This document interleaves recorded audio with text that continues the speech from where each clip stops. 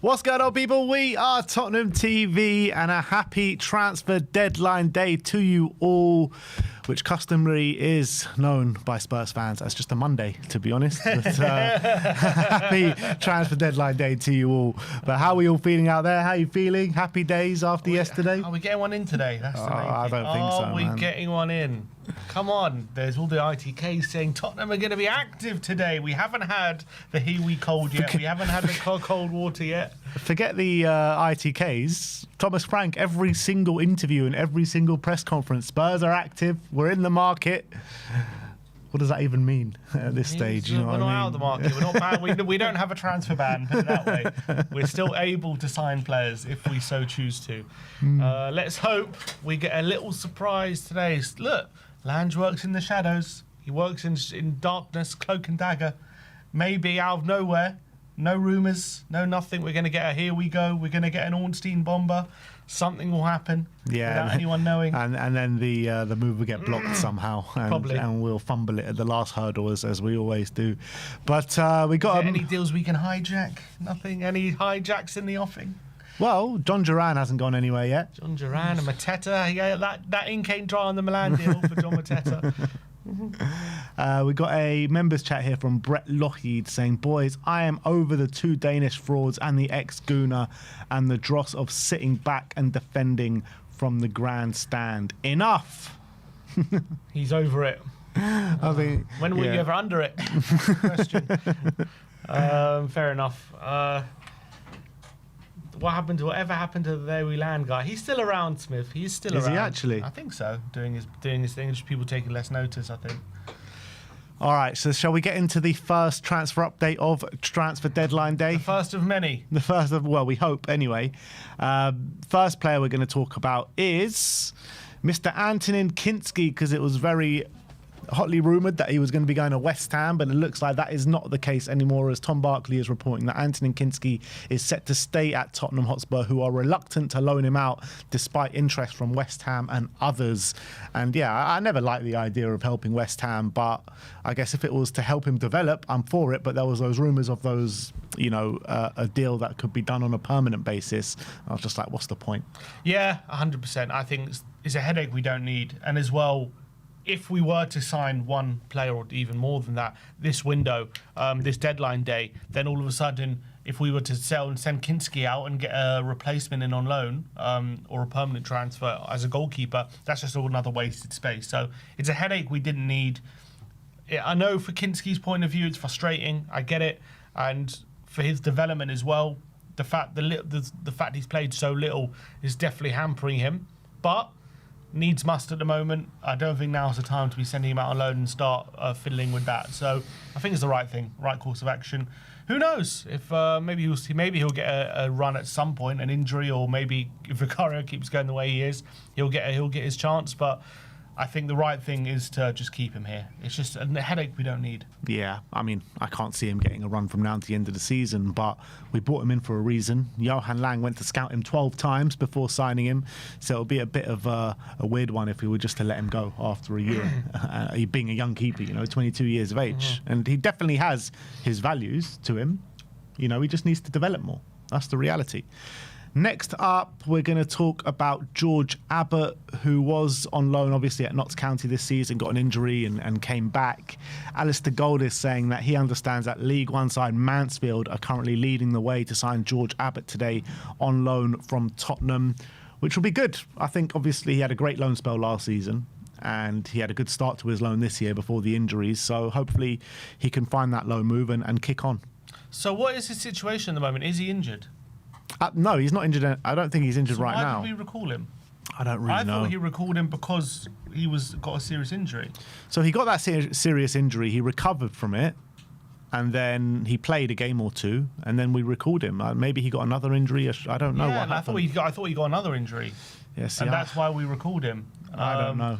And that makes very little sense why we did recall him if he's now going back on loan to Mansfield, because he was having a good time of it. Yeah. So, a Mansfield League One though still. Yeah. Or their league. Okay, so at least he's still in League One. That's a good thing. Obviously, Oliver Iro is there, so he'll. I'm sure they know each other. He'll have a mate there to play with. So obviously he's been developing really nicely out on loan. I've been very, very impressed with how he's been performing. Still only 20 years of age. So I think it's obviously better for his development if he gets as much game time as possible. I would say, look, I wouldn't rule out potentially down the line him integrating to the first team with how he's developing, but it might take a couple more years. He might have to prove himself in the Championship and maybe another Premier League team. But he's doing very well at the moment. Last year, Notts County, and the first half. Where was he the first half of the year? Wickham. He was doing very well, both places. So it's a shame that the injuries curtailed him this year. But let's hope he goes to Mansfield and smashes it out if he can get fit again. If he's fit now. Yeah, and he's a proper Tottenham lad, George Abbott. You know, Tottenham runs through his veins. Comes from a big Tottenham supporting family. Captain the under-21 side that did so well a couple of years back. So. Let's hope he can go to Mansfield, a good loan for him, and absolutely smash it.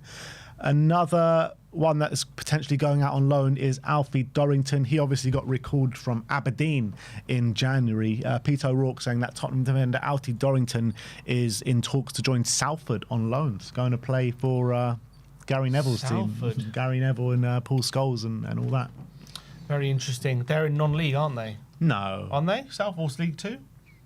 They're not. I don't think they're non-league. Aren't they? Salford, are they not? They're League 2. They're third in League 2. Oh, they're doing quite well. Okay, good for him. Obviously, it's a shame it didn't really work for him at Aberdeen second time round, because he did all right, I thought, first time round. But yeah, he's kind of been in and out the side at Aberdeen, which, you know, for a development phase, you need someone just to be playing week in, week out. Yeah. It's no good having this kind of inconsistencies, is it? Yeah, for sure. Obviously, we are stacked when it comes to young talent at centre back, isn't it? So there was he was very highly thought of at one point. Dorrington had a serious injury, came back, has been on loan. And I think there's a talented player there, but, you know, unfortunately right now for him, in terms of just timing, he's just down a pecking order. Phillips is there, Vuskovic is there. We have just a lot of young talent there. So, having said that, though, we need defenders to come in right here, right now, you know, for this injury crisis that we got. I mean, Van der Ven was out injured. Romero went out injured at half-time. I think both of them are just short-term things, and they'll be back soon rather than later. But Danso looked like he has a significant injury. He could be out for the foreseeable. There's rumours that he's out for potentially the season, which isn't great. Dragoshin looked rusty yesterday, but I'm sure he'll get better the more game time he gets. But we're not stocked with centre-backs in terms of moving forward this season. No, that's true. I'm just saying, obviously we're not going to rely on Dorrington, are we, now? So I'm talking about in the future. Dorrington isn't ready to come into the Premier League team. Albeit he has made his Premier League debut, hasn't he? He's played against Southampton last year for a few minutes, but he's not ready to be an option. I think, you know, Paulinho stepped in yesterday at centre-back, and I'm sure Frank would prefer to rely on Paulinho to play there than bring Dorrington back. So my point is, looking to the future, in terms of a pathway to the first team, he's just down a pecking order, isn't he? Yeah, absolutely. All right, well, the big story, a story, which we'll get into a bit later. I've actually got one more before the big story. And this is regarding Spurs' brand new signing in January, Mason Meslier. There's been some rumours that he's going to go out on loan, but apparently Alistair Gold has given the here we cold on this one, and he says Tottenham are not currently looking to loan out Mason Meslier, with the hope that the young Irish striker will start to get involved in first-team training as he closes in on a recovery from his back problem after he arrived last month. First-team training? That's what they're saying. Please. Frank got a trick up his sleeve. Has Frank got something, what's it called, a little magic trick? Why do you think we're not signing a striker? I see, because we got the Irish Messi, that's why. Obviously, he's very... kind of highly rated, isn't he? He was smashing out in the Irish League at a very young age.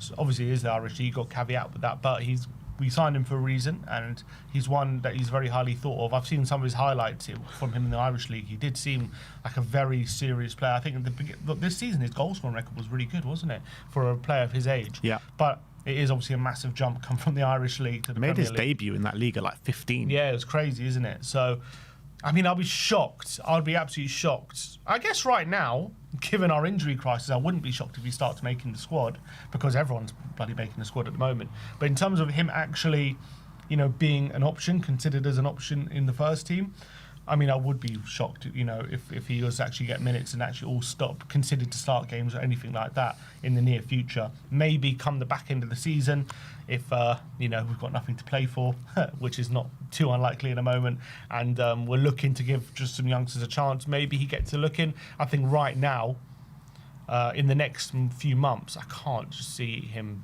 being an option, but I'm willing to be proved wrong on that. I really hope he's part of the first team and he gets an opportunity, because that would mean this is a serious talent. But let's see how it goes. I think this is probably the right way to go about it, is like keep him in and around the place so people can, gauge the situation on him, see what level he's at, and see what kind of level we want to kind of loan him out to next season. I think that's the reality of what Spurs are trying to do now. Is he not going to be playing for the under-21s?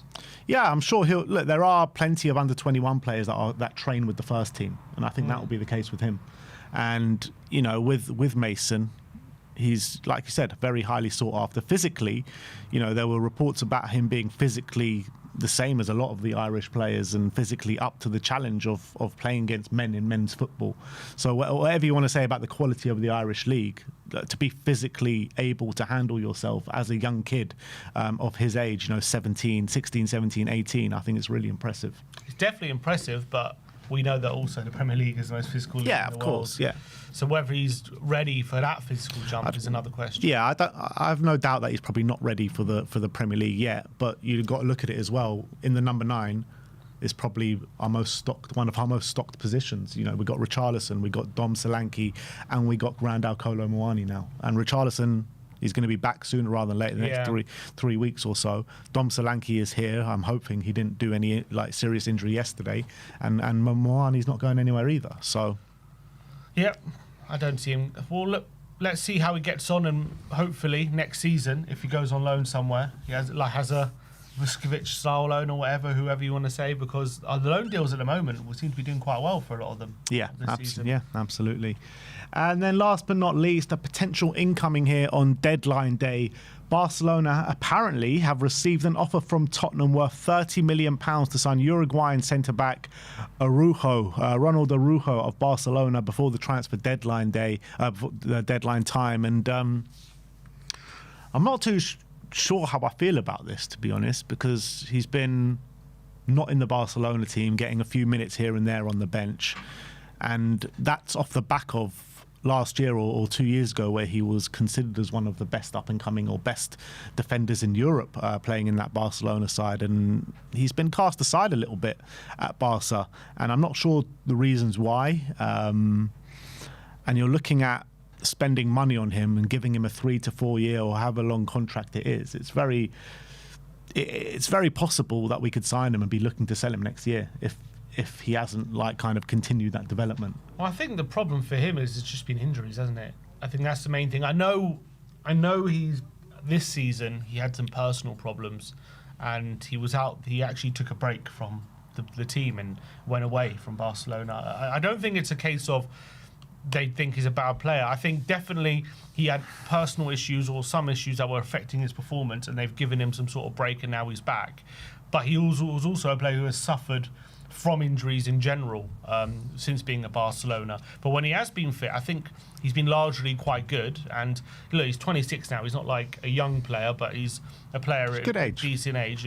Should be a peak age. But I can see in his stats, like he hasn't had a season really too many where he's played lots of games. The last time he played 30 league games was 21-22. So looks like he's, I think, had injuries or just been a bit out of favour for these other seasons.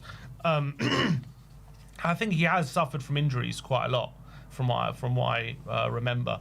Fitting well then, won't he? Yeah. So I think he's a defender who, if you can get him back to his best, he would obviously be a massive asset. But if Barca believed he could be back to his best, wouldn't they just keep him? You would think.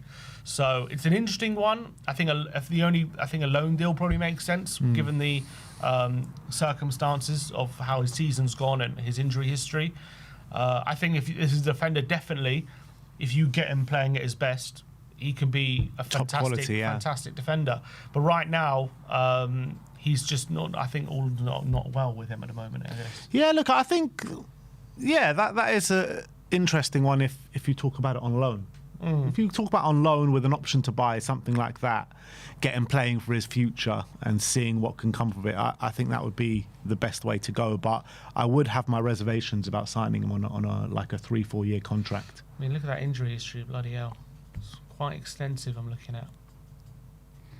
There's been a super chat here from a Barcelona fan giving us insight into Araujo, and he says, Barca fan here, this season Araujo hasn't suffered from injuries. He is terrible this year. A left back Martin is preferred over him in defence.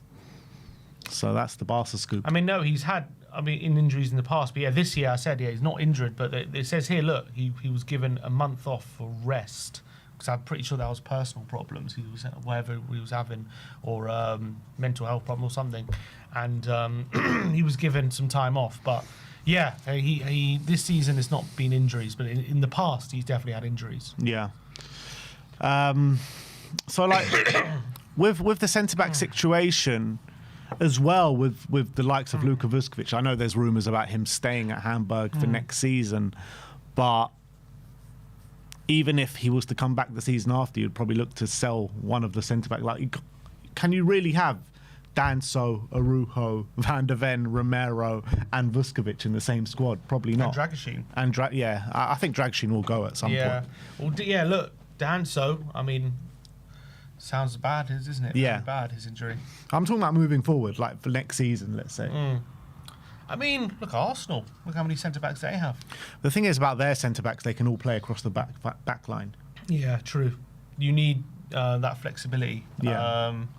I guess our centre-backs are purely centre, unless you see Van der Ven maybe can be an option at left-back. See, with Arsenal centre-backs, they've got Saliba, Gabriel and Mosquera are the only ones who are pure centre-backs. All the rest of them can play anywhere. Cappier, White, even Timber, Calafiori can all play centre-back and full-back. You know what I mean? Well. Exactly. That's what you need to get. Like, and even with City, they got Diaz and they've got they had Gvardiol, but they also got who can also play wing for fullback. But they also got Ake. I mean, they had a Kanje in the past who can play wing fullback and centre back. So that's the kind of what you want. Yeah. And with us, you've got Romero, who's a pure centre back. Van der Ven, he can play left back, but for us, he's been a pure centre back. But I guess maybe we can utilise him at left back if need be. You've got Dragusin, pure centre back. Danso, pure centre back. Vuskovic, pure centre back. You know what I mean? So, yeah, it just takes up spaces in the squad as well, doesn't it? Yeah. Yeah, exactly. So, I think a loan deal is the only way forward here. Look, I think at his best, you can definitely say I think he might be better than someone like Danso. Yeah.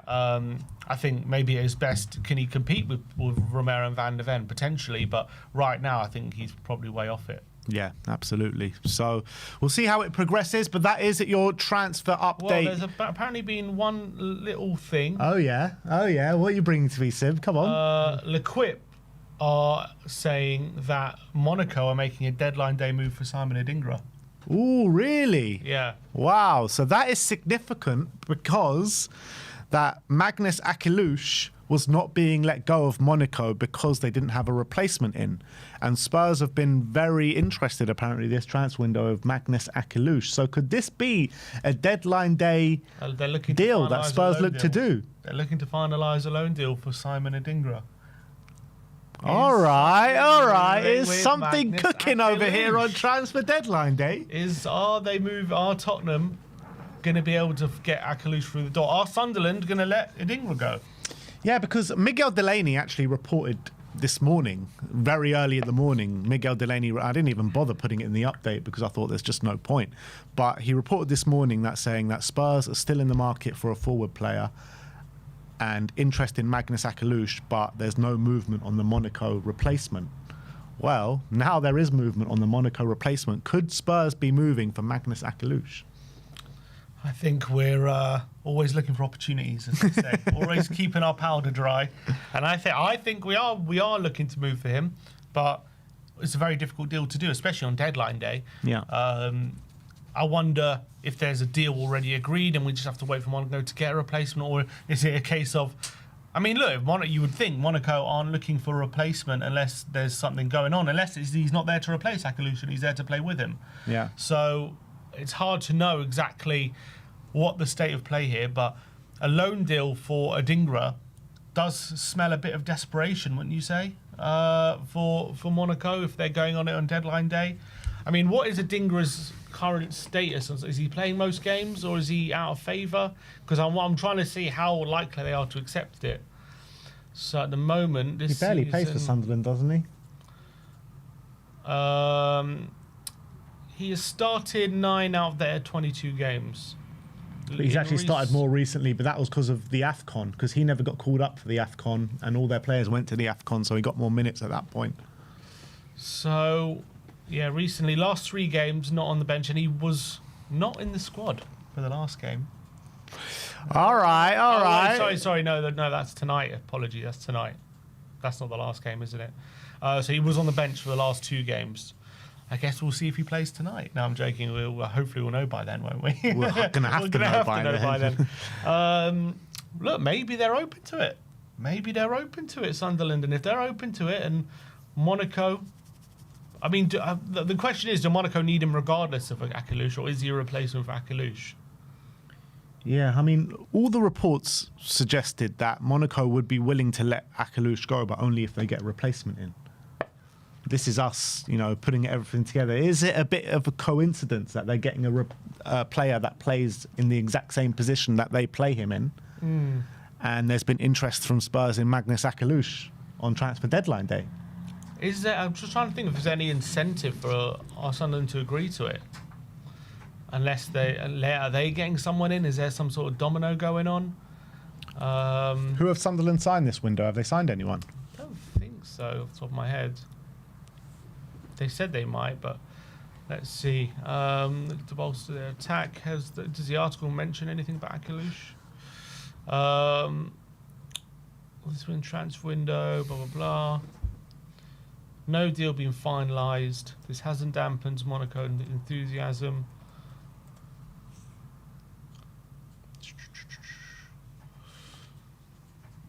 Let's see. Hasn't really said anything. Oh, wait a sec. Did they sign Bertrand Traoré in the summer? Yeah, summer.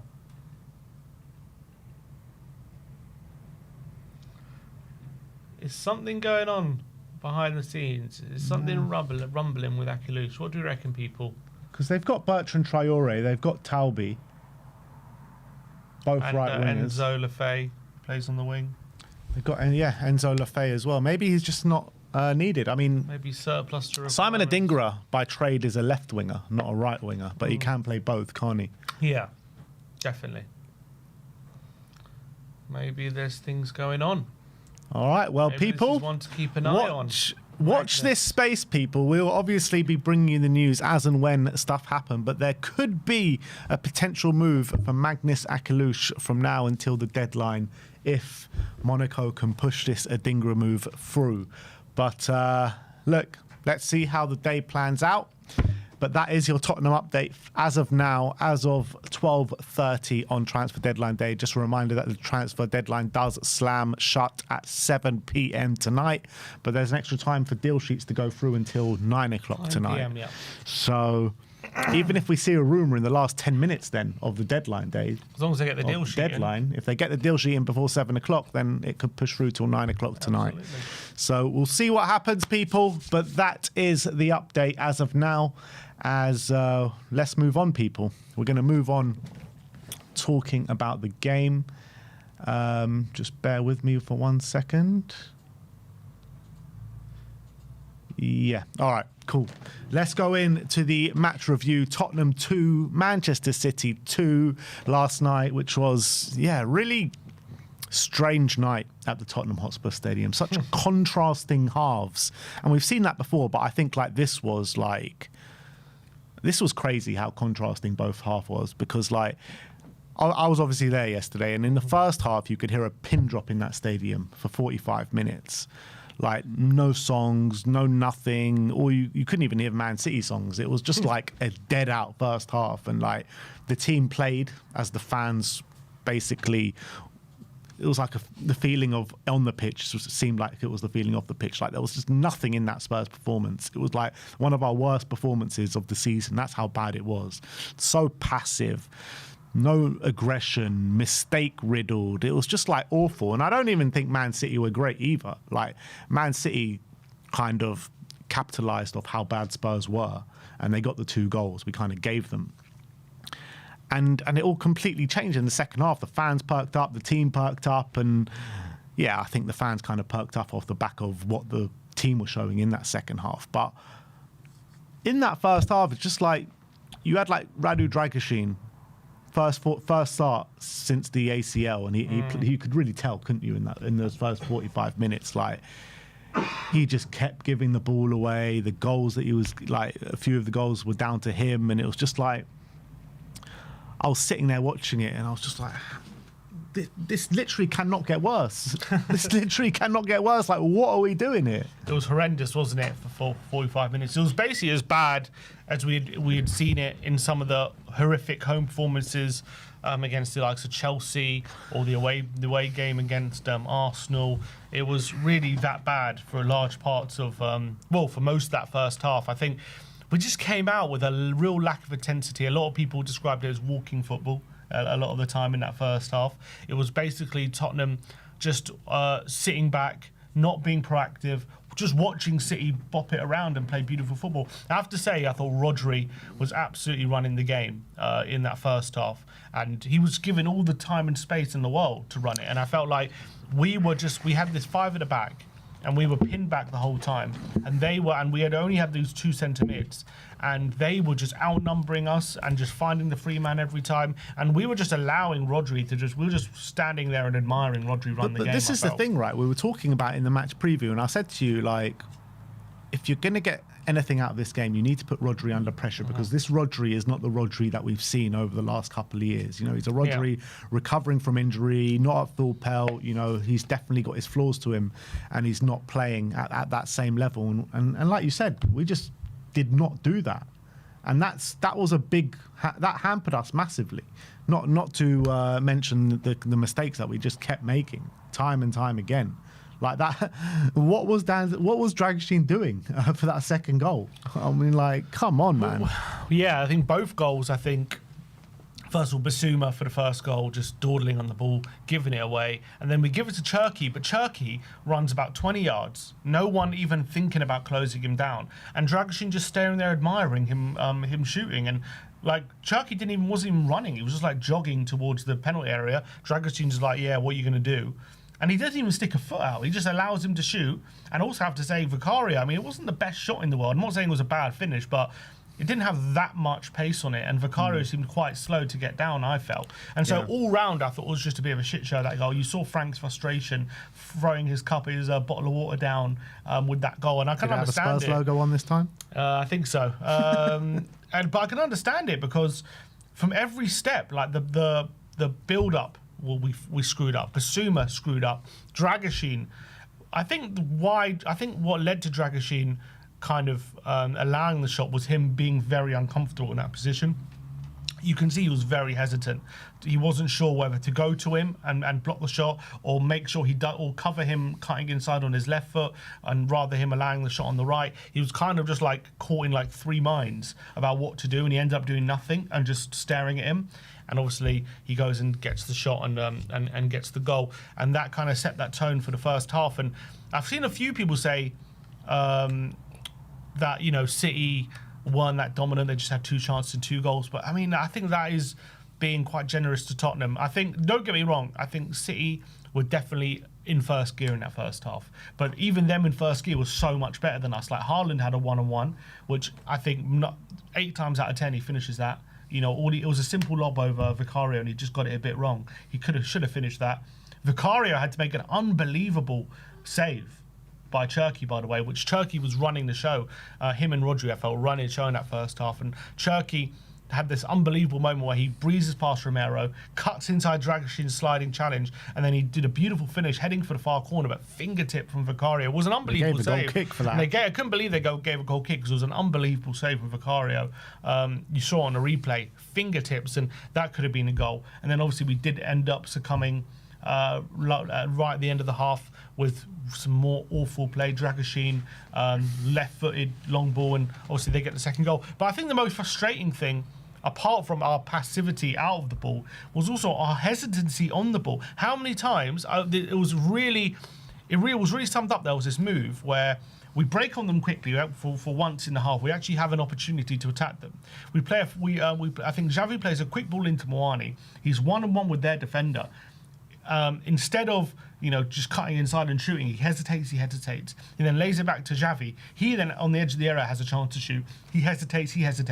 He then cuts back, and then we end up losing the ball because everyone's too scared to actually have a dig. And that was kind of emblematic of that first half. It was kind of like there was no kind of thought of we need to get out them, we need to start creating chances, we need to put them under pressure, we need to assert ourselves on the game. It was all so risk averse. It was like, just keep the ball. Don't put any risk to the game. Don't try things. Only if you've got a chance on the goal line do you shoot. Like, there's like no appetite for Tottenham to create anything, and that was so frustrating against a City team who are there to be got at. Like, they have not been at their best this season. Like, everyone knows if you get at this Man City team, they will open up for you and you can create chances. And that first half, as much as it was frustrating watch us getting dominated, which I think was mainly due to the setup, I think the back five didn't work at all in that first half, and that double pivot was just getting completely outnumbered, and that led to City having lots and lots of possession and Tottenham being very passive. But I think the main thing to be frustrated about with that first half was on the ball, just no ambition whatsoever. The only one who did was Xavi, and even he was quite careless with the ball, but at least he, earned a couple of free kicks, which we had. He had another shot which was blocked on the edge of the box. He was the only one trying to make something happen, but even that wasn't quite enough for that first half. So I think when people look at it again, the XG was at 0.17, and that was generous, I felt, because what chances did we actually have in that first half? It was free kicks. That was I don't know how it was that high, to be honest. So I think it was as bad as what we would have seen in that first half. And I think 2-0. A lot of people said did 2-0 flat. I don't think it did. I thought 2-0 was fair. Look, they even before they scored, Semenyo broke the lines and got in behind us and could have made it 1-0 in the opening 5 minutes. I thought Romero's defending as well for that goal, for the second, for the big save from Vicario. Yeah. Oh my days, man! Romero just got eaten alive by Turkey, didn't he? He didn't look right. Yeah, he didn't look right from minute one. I felt he was having a poor game. Yeah. And maybe it's because he was ill. Who knows? But he was off it. You could tell he was completely off it. He was, but you still expected him to come out second half and put in like a much better performance and right those wrongs. And Romero in a big game, he usually turns up. Usually turns up, and he's usually really aggressive. And it was just anything but that from Romero. So there was so many poor performances in that first half. You look at Romero, you look at Dragusin, you look at Bissouma, all of them. I think Archie Gray was struggling a bit in that first half as well.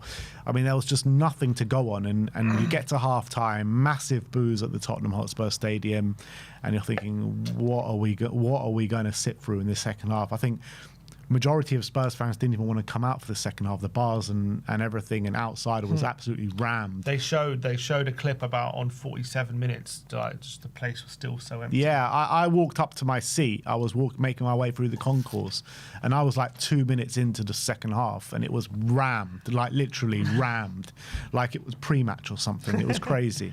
Didn't see Big Jan? No, so I completely forgot that he was going to come out, and I went down and I saw he was on TV. I was like, I really wanted to see that, but I was so pissed off at that point, I just didn't care, to be honest. But anyway, I walk up to my seat, and the guy next to me goes, yeah, so Romero's been taken off for Pape. And I'm just like, can this day get any worse? Like, literally, we've got one recognised centre-back on the pitch. We're 2-0 down to Man City. They could have scored 3 or 4 in that first half. It's just like, what are we about to witness in this second half? It could have been anything. I was like anticipating a cricket score. Little did I recognise, in the last couple of games, we've been shocking in the first half, but actually turned it up a little bit in the second half. But I think this was like, I did not see that second half performance coming. I really didn't. Like anything that we did wrong in the first half, we put right in the second half in terms of from a performance level. We were aggressive. We went after them. We were hitting them on the transition. We created so many chances. We could have won that game in the second half with the amount of chances that we did create. Absolutely, and we were fantastic in the second half. I think the main thing is, I think the stat that tells the story was first half we won 40% of our duels, and second half we won nearly 60%. So I think that was the difference, really. We just upped the intensity, we got in their faces, and exactly what we said before the game happened. Get stuck into Rodri, and he will struggle, and he should have been sent off. He should have been sent off. He started to really struggle. What was the other thing we said?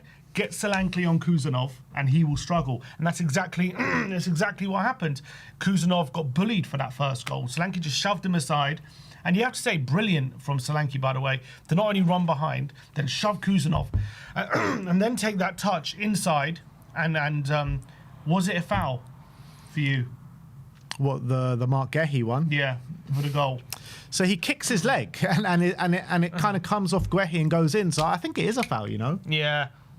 I don't understand how it wasn't pulled back, but I'm not complaining. I'm not complaining. I think VAR is right not to get involved, because I think it's a very tight decision. It's kind of half, because VAR said that they gave the goal because obviously the on-field decision was goal, and Solanke actually does touch the ball. That's what they say. I've watched it so many times and I just can't see that touch. I think there is a touch. It's very minuscule, but there is a touch from. The thing is, there's a touch from Solanke on the ball. Then his foot goes through Gehi, and I don't know what's the last touch. For me, from the angle, it looks like Guehi's is the last touch. But it feels like he goes through the man to get to the ball. Correct. And that should be a foul. VAR arguing he goes a bit round rather than through. But look, for me, if that's against us, I'm fuming. Yeah, 100%. I think we got lucky. I think it should have been a foul. I think if the referee gives it on the field, then it's a foul, and when it's not getting overturned, and I think it's right. That's the right decision. I think given that the goal was given, I think going back and disallowing it because of a VAR decision, I think would have been harsh as well, because I think it's a very kind of half 6 to 1, half a dozen of the other. I think it's a very tight call, very forensic as well. I don't think you want VAR getting involved in that, because I think those are the kind of incidences where they're just so tight. You don't want. It's not clear and obvious, is it? So I think it's completely right VAR didn't get involved. But I also think if you're a City fan, you can definitely have the right to feel hard done by, because I do think it's a foul. Yeah. And I think we get a bit lucky with that. But I think also you earn your own luck, and Solanke did brilliantly to get in that position. Also Xavi with a brilliant ball in behind. One of our, what was that, our second through ball of the season maybe? Fifth or something. Fifth. Brilliant ball from him. And after that moment, it's like Xavi came alive. He's like, I can run this game now. And we just kept finding Solanke, going direct to Solanke. He was holding the ball up. Such great feet, wasn't it, in the box? Yeah, the cut inside. Yeah. Fantastic. And I think from that moment, you saw Gallagher, Sarr as well, just come alive. Gray started to feel. You can see the confidence flowing through the team. And, a big moment, what the game hinged on, in my opinion, was that sub when we took off Bissouma, because I thought we started to control the midfield a lot more when Bissouma went off. Yeah. I agree. Bissouma was having a shocker, to be honest. It was one of his bad games, which we know he's capable of, and it was definitely that yesterday. There was some decent moments in there from Bissouma. It wasn't all bad, but I think, it was nowhere near the levels of what he's been showing in previous weeks. But I was so happy what I saw from Gallagher, so happy what I saw from Xavi and Dom Solanke. Those three players really stood out, didn't they? Yeah. And Conor Gallagher, you saw in the game yesterday, and we've been waiting in these last 2 games for him to show us something. Well, he finally showed us something. And look, the cross for the goal, that Solanke's goal, man, that second goal was just, I couldn't believe what I was watching. I literally could not believe it, because it was right in front of me. Obviously, I was sitting in the South Stand yesterday, right in front of me. I was like, did I just see right? Did he just do a scorpion kick? A lot of people are saying, who were there, saying that they thought it was an own goal, or they thought it couldn't be possible what they just saw, and I had to see it again to see, oh wow, it actually did just happen. Yeah, because when I was celebrating, I was going, oh, he's just scored some sort of, I don't know what it was, some scorpion kick or something. And I see the replay, and I'm like, wow, it was literally what I thought it was, and it was a scorpion kick that looped over Donnarumma. And that cross from Conor Gallagher, I mean, he puts it into a dangerous area, but it was so far behind Solanke wasn't it? That's the only thing he could have done to put it in the back of the net. Absolutely, but the great thing about Gallagher was how he won the ball and then went forward and put the cross in. And that kind of just was what that second half was about, just that endeavour, winning those second balls, winning those duels, and not coming out second best. And I think the formation was a big part of that, because we were just so far off them. We just couldn't get near them in that first half. Even though they were playing at one pace, we couldn't get near them.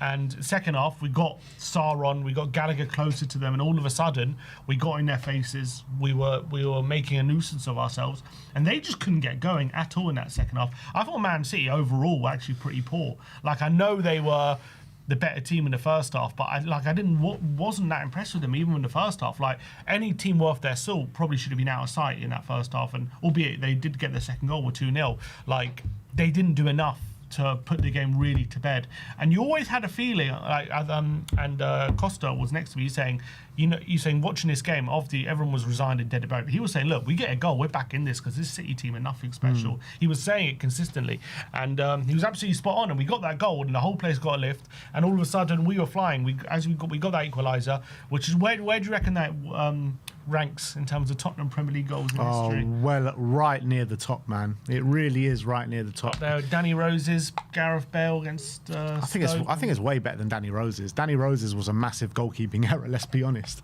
I think this was pure quality. It really was. To do it against Donnarumma as well. Mate, it was unbelievable. I couldn't believe what I was seeing. Like I said, I think I put that right up there. Right up there. You'll see that goal for years to come. Yeah, it's an absolute classic, isn't it? And I think as well... Look, didn't Giroud win the Puskas for the same thing? Yeah, he did. I mean, you got to get Dom Solanke in the. He's got to be up for the Puskas. That Puskas is just our that's our thing. That's our award. We got a few Puskas worthy winners. Richarlison as well. Van der Ven running from his own box. We've got a few. We can just have a Tottenham goal of the year for UEFA. I don't think you need the Puskas, but what was I going to say? So. Also, we were playing a lot riskier game in that second half, because we were pressing them. We had to, didn't we? I understand that, but we were leaving Dragusin one-on-one with Haaland quite a few times, and they actually dealt with him. And I actually feel like sometimes in those situations when you've got like someone like Haaland up front, I feel like sometimes you're actually better off just going man to man than like having like a back three, because I feel like sometimes when you have a back three, someone like Haaland can take advantage of the confusion it takes of who's marking him. So when you've got three defenders there, and he's like moving in between you, all of a sudden that creates confusion. Who's picking him up? Are you picking him up? Am I picking him up? And then he can take advantage of that. That's what happened with that moment where he runs in behind. He gets behind Romero and he beats Dragusin, because I think there was a bit of confusion there and he took advantage of it. I think when you've got just like one defender there and he knows I'm sticking to you, that could almost be like, it simplifies the defender's mind. Is like, okay, this is my guy. I'm going to stick to him. If the ball comes near him, I'm getting in him. I'm getting in his face. I'm going to be aggressive up against him, and that it removes all the confusion. And that's kind of what happened. I thought at the Etihad early in the season, like we just had Van der Ven sticking on him, and that just avoided any doubt. And I felt like in the back three, Haaland was taking advantage of that confusion, and it kind of got fixed in the second half. But it was a risky strategy because, Dragusin was one-on-one with Haaland quite a few times, but he dealt with him. And Paulinho as well was filled in at centre-back fantastically. Didn't have to kind of do too many like headers and stuff, and just whenever it was on the ground, there's only one winner, and that's João Paulinho. I'm starting to think maybe, should this be his full-time position? Because I feel like on the ball, he is so much more comfortable at centre-back. I really do. And the big question is, does he have, defensively, what do you lose from him being at centre-back? Is he good enough in the air? Is he good enough on the ground? All that kind of stuff. And at the moment, he's proven to be, yes, he is good enough. I think he's thriving in every metric at this right centre-back role. I love it. I love seeing him there. Every time he's played at centre-back for us, he's had a very, very good performance. Yeah. And I think he offers so much more to us at centre-back than he does in central midfield, because it allows us to put in a better player on the ball in central midfield. You have him at the back, and like you've mentioned so many times, like as a defender, he's actually pretty good on the ball. And you look at his progressive passing metrics and stats every time he's at centre-back, it's really good. It's really good. So I agree with you. He needs to persist at centre-back. And I think if we keep him as a centre-back, I think, there's values of keeping him past this season as well. He's got that leadership quality on the pitch as well, and he just has so much desire every time, and you could see he just lifts the players around him, in my opinion, and I think he is so good for us at centre back. I think there's just an easy fix. So once obviously Romero and Van de Ven come in, I just think you I don't know how tactically you get around this, but I think you've got to have Paulinho basically when we're on the ball, you kind of have him as a centre back, and then off the ball, you get him in midfield when he's obviously very good off the ball. And the thing is, do you want to lose that amount of kind of ground he can cover and that kind of intensity he brings off the ball with his ability in midfield to just get stuck into tackles and win the ball back?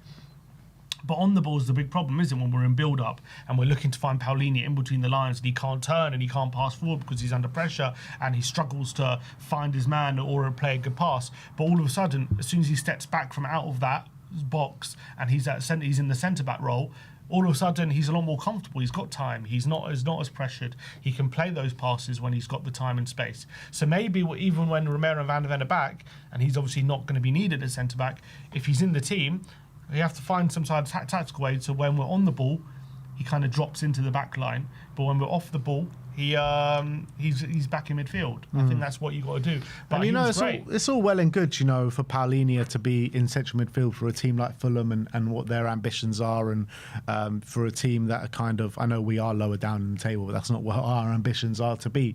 But when you're playing for Tottenham and you're asked to be on the ball and you're asked to, attack the opposition, I don't think he can play consistently in midfield for us. He has to be at centre-back, and I think he's been better at centre-back than midfield for us. So, massive big up to João Paulinho, because I think he's been fantastic these last few games for us. He really has. But for me, yesterday was all about Xavi Simons. It really was. I mean, he was everywhere. First half and second half. Even when we were poor in the first half, he was the one that was keeping up those standards. I mean, I don't know what the numbers are, but he must have won so many duels yesterday. He is just a jewel. He won 9 out of 11 or he's something. like a duel machine, Xavi Simons, and that's not what you thought he would be coming to the club. And I think he's 10 out of 16. Wow, that's monstrous numbers. That really is. That's like Paulinho numbers. That's mad. That really is mad. That's actually, I didn't think it was that strong, but. He is just so aggressive off the ball, and I love to see it. And he is just growing and growing and growing. He's been our best player for the last 3 or 4 games. And not only does he get those duels, but he is literally the hub of our whole team. Remember how we used to comment on Eriksen, saying the hub of the team, the hub of the team? That's what he is becoming for us. It really is. He's the only player as well, just consistently being positive, looking forward, looking to. What I love about Xavi is his first thought when he gets the ball is, how can I play this forward? How can I create an opportunity? What's the best thing I can do right now? Is it a dribble? Is it a through ball? Is it just a pass, progressive pass in between the lines? That's always his first thought. He's such a positive player. He never wants to play it safe. And I know it can be frustrating sometimes. He can be a bit careless on the ball. He can give the ball away. And sometimes his rate of pass is wrong and stuff like that. But you know what? He bloody tries things all the time. He's always trying to make something happen. And that is what I love about him. And when it clicks like it did in the second half, he's almost unstoppable. He can dribble past you. He can find those passes if you give him time. You stand off him, he'll find the passing behind to Solanke. You get near him, he'll get past you, and either he'll bring you down or he'll open up the space for someone else. He created a chance for Odegaard. He obviously created that chance for Solanke with the goal. He was winning free kicks left, right, and centre. And he can take a shot from distance as well. He forced Donnarumma into a great save. Absolutely, and that was also the time was very close. He completed 4 of his 6 dribbles as well. So he was absolutely dynamite. How many fouls did he win? He must have won. Was fouled 4 times, and 2 of them were free kicks in the first half, which were in decent shooting positions. He had 5 shots on the day as well. He was an absolute menace. They couldn't live with him in that second half, and I think that was Xavi at his very best. I think the main thing is he just needs more players around him on his wavelength. I feel sometimes he got a picture in his mind, and the players around him aren't on the same wavelength, and they can't quite read what he's about to do, and it leads to either moves breaking down or whatever. But I think, if you had him next to like a Maddison or whatever, the football they could play together would be. I'll tell you what though, so exciting. I think, Javi, his kind of good form or his kind of announcement in the Spurs shirt where we're saying, he has finally arrived, is coincided with Dom Solanke being back in the team. Yeah. And I think that has a big part to play in it. The way that Dom Solanke can back into defenders, the way he can hold up the ball so well, Javi playing off him, I think it's just, a match made in heaven, really. And I think yesterday you really saw it flourish even more. And I think game by game, the kind of synergy between the two just keeps growing, doesn't it? Yeah, I think it's definitely helped 100% because Solanke, you just see the difference when he's on the pitch compared to our other strikers in that position. His hold-up play is... We've gone from players with basically below average hold-up play to elite hold-up play. And that is the difference between Solanke and Richarlison and even Moani. I think Richarlison's probably pretty poor. Moani's probably just a bit below average. And then you've got Solanke, who's just phenomenal. I think he's one of the best in the league when it comes to that. I can't think of too many strikers who have his hold-up play in their locker like he does. And the way he bullied Kusanov on the day was something fantastic. And the thing is, Javi knows as soon as Solanke's on the ball, he can get close to him because he knows he's going to hold it and he just needs to be an option. And that means he can either lay it off to him or Solanke can turn himself or create space somewhere else. I think, Solanke has definitely helped Javi. I think the formation was helping him before yesterday because I think he was getting closer to the striker and another number 10. I think yesterday in the second half, we kind of played again a 4-2-2-2, like Javi on the left, Pape Sarr on the right with Basuma and Gallagher in the middle. It then changed to Odebear on the right, Tell came on the left, and then Sarr was in the middle with Gallagher, and then kind of Solanke with Javi was kind of like floating around, wasn't he, at that point? So I think either way, he was played in the right position. He was played in a position which was, he was allowed to drift centrally. He had a doggy, obviously, on Ortel out on his left, and I definitely think that helped him. I think as well, just the fact we were winning more duels and very quickly getting it into the forward players helped him find those little pockets of space, and I think he thrived in that, absolutely. Yeah, he really did. So we mentioned like Gallagher, Javi Simmons, Solanke. I just loved watching them play, and it's just like, when you see a second half performance like that, for me, it just left me more frustrated because it's just like, why can't we just play like that from the off? How many times have we spoken about this where we've put in such abject first half displays, then we come out fighting in the second half and we show we actually can attack and we actually do have quality on the pitch? It's such an odd, when you look at our last, in the Premier League anyway, you look at our last 6-7 games. Yeah. Game state has played such a large role in each of the performances, I would say. So you look at, say, the Liverpool game. We obviously get a man sent off, we're losing, then we go for it, we get back in the game and nearly claim something. You look at the Brentford game state never changed, so we kind of never changed, did we? It was kind of like that game, nothing happened because there was no instigating incident for something to change. If you look at the Sunderland game, we come out well, 20 minutes, get the goal, drop back, and the game state changes. We drop back and we allow Sunderland back in the game. Bournemouth come out well, score the goal, then we sit back. Bournemouth then take a 2-1 lead because we've dropped back. The game state then has changed. We then go forward and attack because we're losing, get back in the game. The game state then changes again, and then we drop back again, and then we lose the game. Like Aston Villa come out absolutely awfully, 2-0 down at half time. We then, because we 2-0 down, nothing to lose, we go for it, get one back and lose. West Ham come out awfully, go 1-0 down, come out in the second half, get the equaliser because we're going for it, and then once it went 1-1, it felt like that it stopped again, and we didn't really go for the winner, and West Ham go and win the game. Obviously, take out the Champions League games because I think it's quite different. Burnley come out decently, get the goal, then drop back again, and then we go 2-1 down, and then once we're chasing the game, we go for it again. And again this game, Abs come out awfully, go 2-0 down. Then we're chasing the game. We go all out. So we're always very reactive to the game state, I feel, in all these games, and we never really. I don't know what it is. We never assert ourselves on the game. it seems as though game state really changes how we approach it. And I guess in theory that kind of makes sense, because you should always be reactive to, not reactive, but game state should obviously make a difference to how you play in a certain sense. That's obviously the big problem we have with Ange, isn't it? Didn't matter what game state was, we kind of approached the game in the same way. That was obviously one of the big complaints. Like if we were 3-0 up, we'd play the same way than we would if we were 2-0 down, right? And I feel like with Frank, it seems as though like we're so reactive to game state though. Like we only kind of change once the game has changed. But I mean, the game state changed after 10 minutes of the game yesterday, and we didn't change till the second half.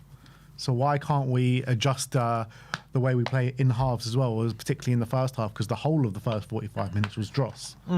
So when you're talking about game state, like the game state changed in the first half.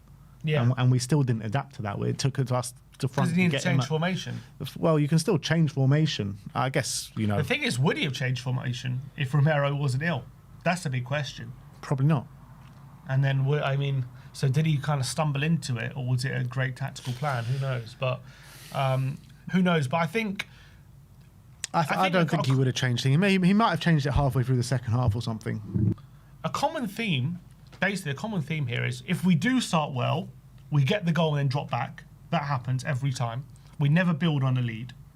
Or if we don't start well, we always basically wait till we're losing 2-0 to start doing something.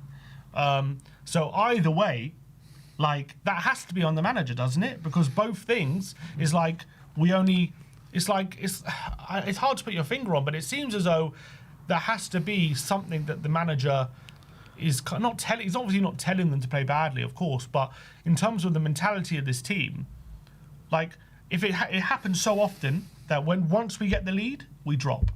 But it happens just like, so often. Yeah, I get that, and I do agree to a certain extent. But then I'm looking at the players and how they're playing. It's just like the intensity levels are just so low, and surely Frank isn't telling them to play with such low intensity from the start of games. Like I can't believe that. He might not be telling them to play with low intensity, but is he telling them, let's say in the first half, when I'm seeing this back five basically stay in their back five, not being proactive to look to win the ball, and then Man City are popping it around because they've got all the spare men, right? It might look like a lack of intensity, but the reality is we just couldn't get near them because of the way we're set up. And we're playing this back five. Once we get that extra midfielder in there, all of a sudden we can get near them, and the intensity ups, and all of a sudden the players feel that energy, and you know the crowd are getting up for it because they can see a few challenges flying in instead of just watching Man City and admiring what the football they're playing and all this kind of stuff. So I think. I don't think it's true, but you've still got like very combative players in there, like Conor Gallagher and Yves Bissouma, and one of those centre backs is supposed to kind of jump into the midfield and help out, and none of that is happening. And you know, everyone. It's not just the defence, but everyone just looks so off it. There's just nothing. Like you saw Javi Simmons, he looked intense in the first half. Why is he looking intense and no one else is? I just don't get it. I think we were basically so scared about them going forward. We are stuck in this back five. No one's got the kind of bravery to step out and go for it, and we're so stuck. And Man City are just, you know, we know with them on the ball, they got the confidence to just pop it around, don't they? So I think the setup was left us being outnumbered. Couldn't get near them, chasing shadows. But it's not even just against Man City. We show this against poorer sides as well, like West Ham's and like Villa's and, you know, everyone. So, I don't know, man. It's just so hard to kind of put your finger on what it is. But I think the difference in this game, as opposed to the previous games, in other games against Villa, against West Ham, we showed like kind of 10, 15 minutes of real intensity and really being on top, and then it kind of reverted. In this game, I felt like even when we went to 2-2, we were still looking to go and get that winner. We were, and then for the last 15 minutes, we nearly conceded, and we were under pressure. I think we did for a bit, but I think again it happened in this game. We were looking for the winner. Odegaard nearly scored. I'm not saying we kind of stopped attacking totally, but I think once City made a few changes, they brought on like Mamouche and whatever, brought on Reinders, they got a second wind, and they could have easily snatched a winner. No, don't get me wrong, but I'm talking about the intent from Spurs was there. You obviously, that's always going to happen against a quality Man City side. They're always going to be able to create chances against you. But I thought we dropped off. Like, I thought we dropped off in terms of, for most of that second half, up until like the goal, really, we were like on them and we were pressing really high and we were looking to win the ball high.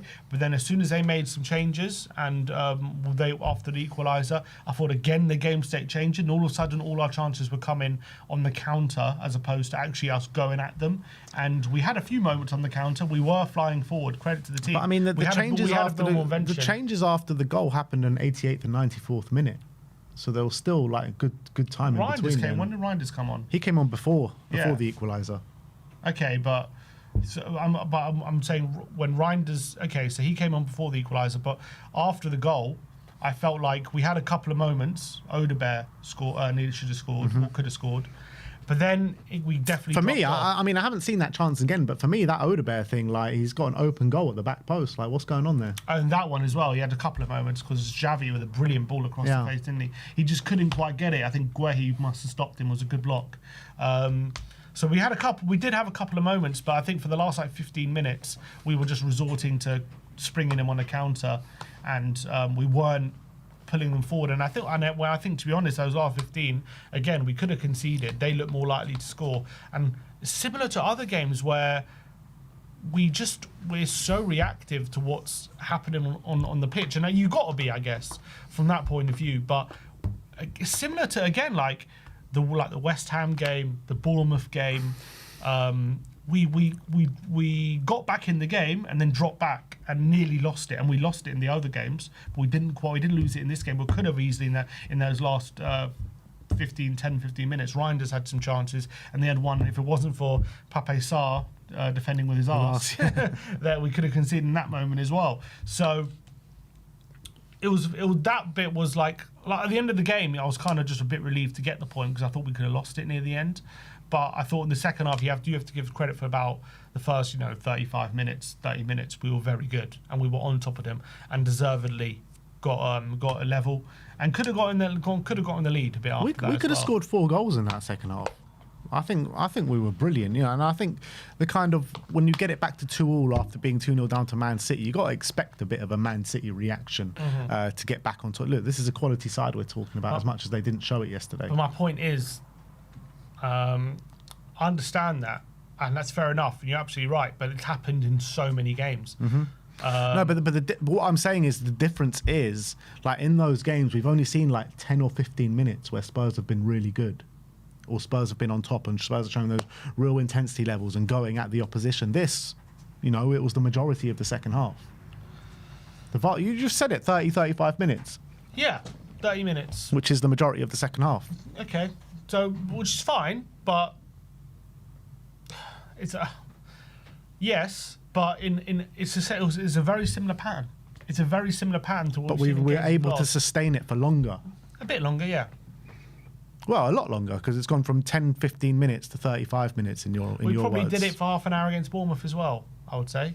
Against West Ham, probably did it for probably around half an hour as well. Not really, because after the West Ham game, you said it was only 10, 15 minutes. No, we were dominating for about half an hour, but we were only really creating for about 10, 15 minutes. That's what I'm talking about. We were creating, is what I'm talking about. We created so many chances and could have got so many goals. Yeah. Yeah, we did. So we could have won the game. I think a draw was a fair result, though. I think when you're judging into account the first half and the second half, like they were well on top in the first half and we were well on top in the second half. But also in the second half, they had chances and we just didn't have any first half. Yeah, so it's also true. You've got to take that into account. So I think a draw is a fair result. I think they didn't deserve to win considering how they collapsed. We probably didn't deserve the win given that we probably gave ourselves too much to do. We were probably better in the second half than they were in the first half, despite the fact that they had chances in the second half and we didn't. But my point being is how many times this season where there's either we take the lead and then give it away, we drop back and we drop the intensity after scoring, that the pattern there seems to be something that is Frank telling them, okay, as soon as you get the goal, you drop back and you defend it. And then from the flip side, if that doesn't work and we start poorly, we then get back in the game and then as soon as we equalise, we drop off again. So it's because every time we've got a chance to actually get in the lead or extend the lead, we're like dropping back and dropping the intensity every time. It's like with clockwork. It happens every time. Yeah. Like it's so frustrating with this team, and I'm sure obviously I don't know. Look, I don't know what Frank is telling them. I don't know if it's a philosophy thing. I don't know if it's like a mentality thing. I don't know if it's a tactical thing. But it's like clockwork in every game. When the game state gets to a certain point, we drop off. Mm-hmm. And it never allows us to drop off after 2-0. It's always after 1-0. And when we've got back level after losing a game, we always drop off as well. In those moments, before taking the lead, we drop off, and it's so frustrating. It's so frustrating. In the Champions League, it's different, but in the Premier League, well, in the Champions League, actually, we did drop off against Frankfurt, but then we kind of regained that control about 10-15 minutes later. You remember? And actually, we did against Dortmund as well. Drop off. You remember? We sat back. We sat back completely against Frankfurt, and then it only lasted about 10-15 minutes, and then we were back on top. And so it must be instruction then.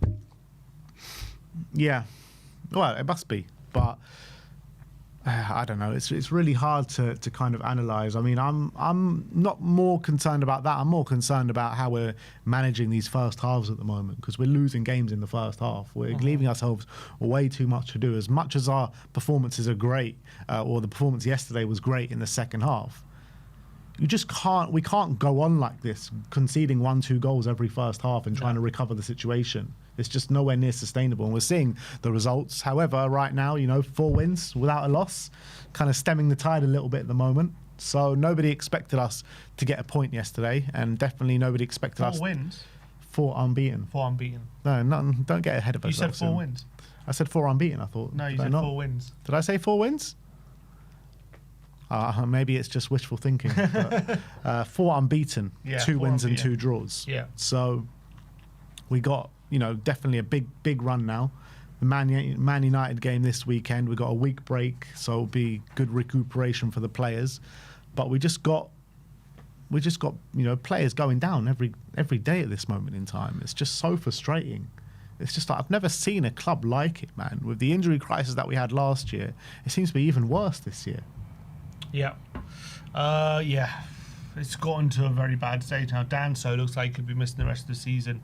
Jed Spence, look, another month. So we now have no right backs for the next month in what is a very difficult month for us. We've got Van der Ven, and hopefully Van der Ven and Romero will be back for next game. But it's every game. Hopefully Solanke's not too bad. He said he should be fine, but. For you guys, I'll read in a minute. I don't know what we do about this situation. Obviously, we need help in the transfer market, but we have now just under 6 hours to get this sorted, and it doesn't seem like much is happening today. So Danso is a real kick in the teeth, isn't it? Because it's just like Danso was performing really well these last couple of games, and we found this kind of back three that was really working, and now with Danso being out, we need massive help. But I guess it has been kind of alleviated a little bit with the emergence of João Palhinha that can play in that position. And obviously Dragshin's now available as well, so hopefully, look, Drag, as much as he was rusty, and look, let's be honest, he was a bit of a disaster in that first half. But the second half, he upped his game. He grew into it massively, massively, and he handled Haaland really well, and we knew he could handle Haaland because we saw it last year at the Etihad when we won 4-0. He handled Haaland that day as well. So he definitely upped his game and was much more impressive in the second half. And Paulinho stepped in. But let's hope. We got Romero and Van der Ven anyway. They're not long term. Hopefully he'll be back for next game. So it's not massive. We hope they're not long term. We hope not. But we don't think Romero is. I think it's just an illness. But Van der Ven, I'm actually worried about that situation. Yeah, let's see. He said he was touch and go for this game. And let's just hope he's back for next game. We see the same Paulinho. He missed 1 game and then came back. So let's hope Van der Ven's all right. But what are we going to do at fullback though? Because I don't know. Because Archie Gray looked like he was massively struggling at the end of the game. I don't know if they showed it on TV, but as soon as the final whistle went, basically 3 or 4 Spurs players just dropped. And the energy levels that they put in that second half. And Archie Gray, as soon as the whistle went, the medical staff went rushing over to him. He came over to the south stand after, and he was like hobbling over. I don't know what he was doing, why the medical team are letting him do that, but he didn't look right at all, Archie Gray, and it looked like he was struggling massively towards the end there. So if Archie Gray's out, we know Jed Spence is out for the next 3 weeks minimum. I think Gray looked all right, to be honest, in terms of he did some interviews after the game, I think. I hope so. Actually, well, no, that was actually after Frankfurt, wasn't it? Gray, for me, not. he looked like he was hobbling after the game, and the medical team went rushing straight after. Probably just cramp. I don't know. Look, I don't know. I didn't see anything, but I haven't heard anything about Gray. Yeah. Frank didn't say anything, so. But maybe there's something there. But I thought he did. Well in the second half. Gray. He did very well, yeah. In the first half, he struggled. I don't think wing back suits him as much as actually fullback. Well, that was the first time he's ever played wing back. Yeah. I don't think, but I actually just don't think it suits what he offers. I think fullback makes a lot more sense for him because he can hang back a bit and keep kind of only go forward when it's appropriate. And kind of when you're a fullback, you need to be flying forward all the time, and there's a lot of pressure on you to attack. I feel like when you're at fullback, it's kind of like you can pick your moment, and I think he did that very well yesterday. I love the way Gray works in the tight spaces, man. There's sometimes yesterday there was like 2 Man City players around him, and he gets the ball, and you're thinking, how's Gray going to get out of this one? And suddenly he just does. I love when he's in those little tight spaces. I wouldn't mind seeing Pape at right back. I think that's all wing back. Yeah. Even. I think that's something he could do because I think he's got the energy to do it. And I think I remember against United in the final, he played kind of wing back role. He played right wing. Minutes. Kind of, but it was kind of like a wing back, even though it was right wing, wasn't he? He was basically defender on that day. So I think, and he obviously came on and did very well. I think that's a role that he has the attributes for. Odebear? So, I don't know if I trust him defensively. Yeah. But if he does it if he can train him like he did Lewis Potter and kind of get him to kind of half cheat, be like a winger, but a wing back, but basically like a winger, maybe he could do it. Depends what kind of game, because if it's a game where we're heavly dominant on possession and we're just attacking all game, then it's not an issue. Like against Diallo. Like Diallo, but also against Dortmund, like Spence. Spence hardly did any defending that day. He was basically an attacker. Yeah. So and he was naturally a wing back that day. Yeah. So look, but maybe we just abandon the wing back for now and just go forward back to a 4. Yeah. We looked better in a 4 anyway. Against Man City we did, yeah. Against Man City we did. So I think with the players available, I think a 4 makes more sense probably. Yeah, you're probably right. We're back to Kuti. The thing is, right, where do you fit João Palhinha in then? Because I think João Palhinha has to play in the back 3 if he's playing in defence. Yeah. I guess depends. If Romero and Van der Ven are fit, maybe you can. I think with the players available, with João there, Mickey and Kuti, if they're back for the Man United game, then there's no reason why we can't play a back 3. Yeah. I'm trying to think. The thing is, Xavi has looked good in the 3, but he also looked very good in the 4 yesterday as well. Well, it was kind of like a 4-2-2-2. So I guess we have to see who's fit for next game. I think Xavi's best position is in the 3-4-3, left-sided number 10, just behind the striker. I think that's his best position. Yeah, I think it helps him a lot. Well, I don't necessarily think it's his best position, but I think in Frank's setup. Yeah, for us it's his best position. For us it is. I think you'd easily play him in a 10 and a 4-2-3-1 and him being just as good. Yeah. But on how we play it, it's difficult to get the best out of him, I feel. Who are we playing next? United. Yeah, I think probably I'm trying to probably stick with 3 at the back and get Paulinho right centre back, maybe. Yeah, I would do that. Maybe obviously Dragoshin's there, but I think Paulinho has earned his salt, I would say, with Romero and Van der Ven, or Gallagher and Sarr in midfield. But then who do you play wing back? Gray. Unless you go Gallagher, Basuma again. It's going to have to be Gray. At wing back. Or I'm saying potentially Sarr there. But then I actually think Sarr could probably work better there than Archie. Sarr was fantastic when he came on, and his 2 performances now since coming back from the AFCON is really back on form, isn't he? He is. He's looking sharp. Maybe with a bit of a point to prove, given how little he played there. Yeah. And maybe he's like, okay, I need to really knuckle down and he was out the team before he even went there. Yeah. And he's really come back with fresh energy. I think also it probably helps that we've been kind of on our feet a bit, and he's come back with his fresh legs, fresh energy.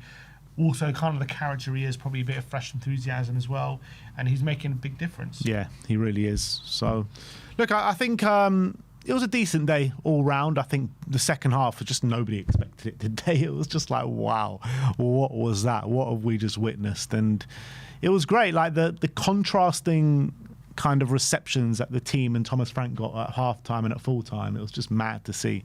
It really was. But, I saw the Sky commentary when the boos were going on at half-time, and it was just like, it painted such a bleak picture. Yeah. And then we come back and put in that kind of performance. But, look, we move on to Manchester United, and that is going to be probably a harder game than what it was this weekend against Manchester City, funnily enough. Man United are on a wave right now, aren't they? Although Fulham could have easily taken something out of their game. Yeah. But yeah, for sure, like they've got players with confidence. And you know what? They've got players who are probably the worst kind of players to play against in terms of attacking players with unbelievable quality, full of confidence, not afraid to try things, because we give you the space to try, don't we? Like, you want to shot from the edge of the box? Don't worry, we'll give you that space to do it. So you got Cunha there, and Mbeumo and Bruno. They're going to be trying things because they're confident, aren't they? And so that's kind of perfect for them. And the worst. We just need to shut down Bruno. I know it's harder said than done, but that has got to be the game plan because everything goes through him. Yeah. Everything. So look, we'll get into it all a bit later on in the week. But we got Manchester United away. Then we've got Newcastle at home midweek, and then Arsenal to top off the end of the week. So 3 mad games in the space of like 7 days or 8 days. Yeah, so. In terms of what you were saying about Frank, obviously 4 unbeaten. So I think there are definitely positives to take out of the last 4 games, 100%. The 2 Champions League games were great. Even in the Premier League, there are definitely positives, especially in the City game. Burnley, despite the result, it was definitely a better performance than what we've seen, but it is Burnley. I mean, you would expect that. So I think you've got to say, given the pressure that was on him post-West Ham, there's definitely been an uptick, you'd have to say, in terms of definitely, even though it's only mostly second halves, definitely the attacking football, we're creating more chances. It's better to play for 45 than for 0, isn't 100%. That's also the difficult one, isn't it? It's like, it's an improvement, but it's an improvement on, like, he set the bar in terms of how low it could be, in terms of level of performance. So when it's an improvement on that level, that low bar, right now it's better than that. Is it great? I wouldn't say it's great, but it's better. So I'll say some elements are great, but the whole outlook of it is not great because we're leaving ourselves too much to do in games. That's the reality. But I think there is slow improvements throughout the course of the season, and if it can keep improving like this, you never know. There's improvements over the course of the season? I mean, are we improving on how we were playing right at the beginning of the season? Well, I mean, when you're talking about the initial burst of the PSG and the Man City game, I'm talking about like a bit after that, you know. I felt like that maybe have just been a bit of a new manager bounce the first couple of games, but it got bad pretty quickly, didn't it? Like really quickly. Well, I think we were playing okay-ish / the football was awful, but we were getting good results and being defensively solid while winning with set pieces, which I didn't like watching, but it was effective up until like October time. It kind of all changed after that Everton game, didn't it? And then Everton won the game 3-0. It's true. And then all of a sudden we went on a massive downward spiral where everything was just catching up with us. Now it's a weird one where we're being a bit more attacking. Well, we're creating more chances, I should say, but we're still a bit all over the place defensively. So it's a difficult one in terms of, are we improving as a team? Because we can't seem to get the balance right at the moment.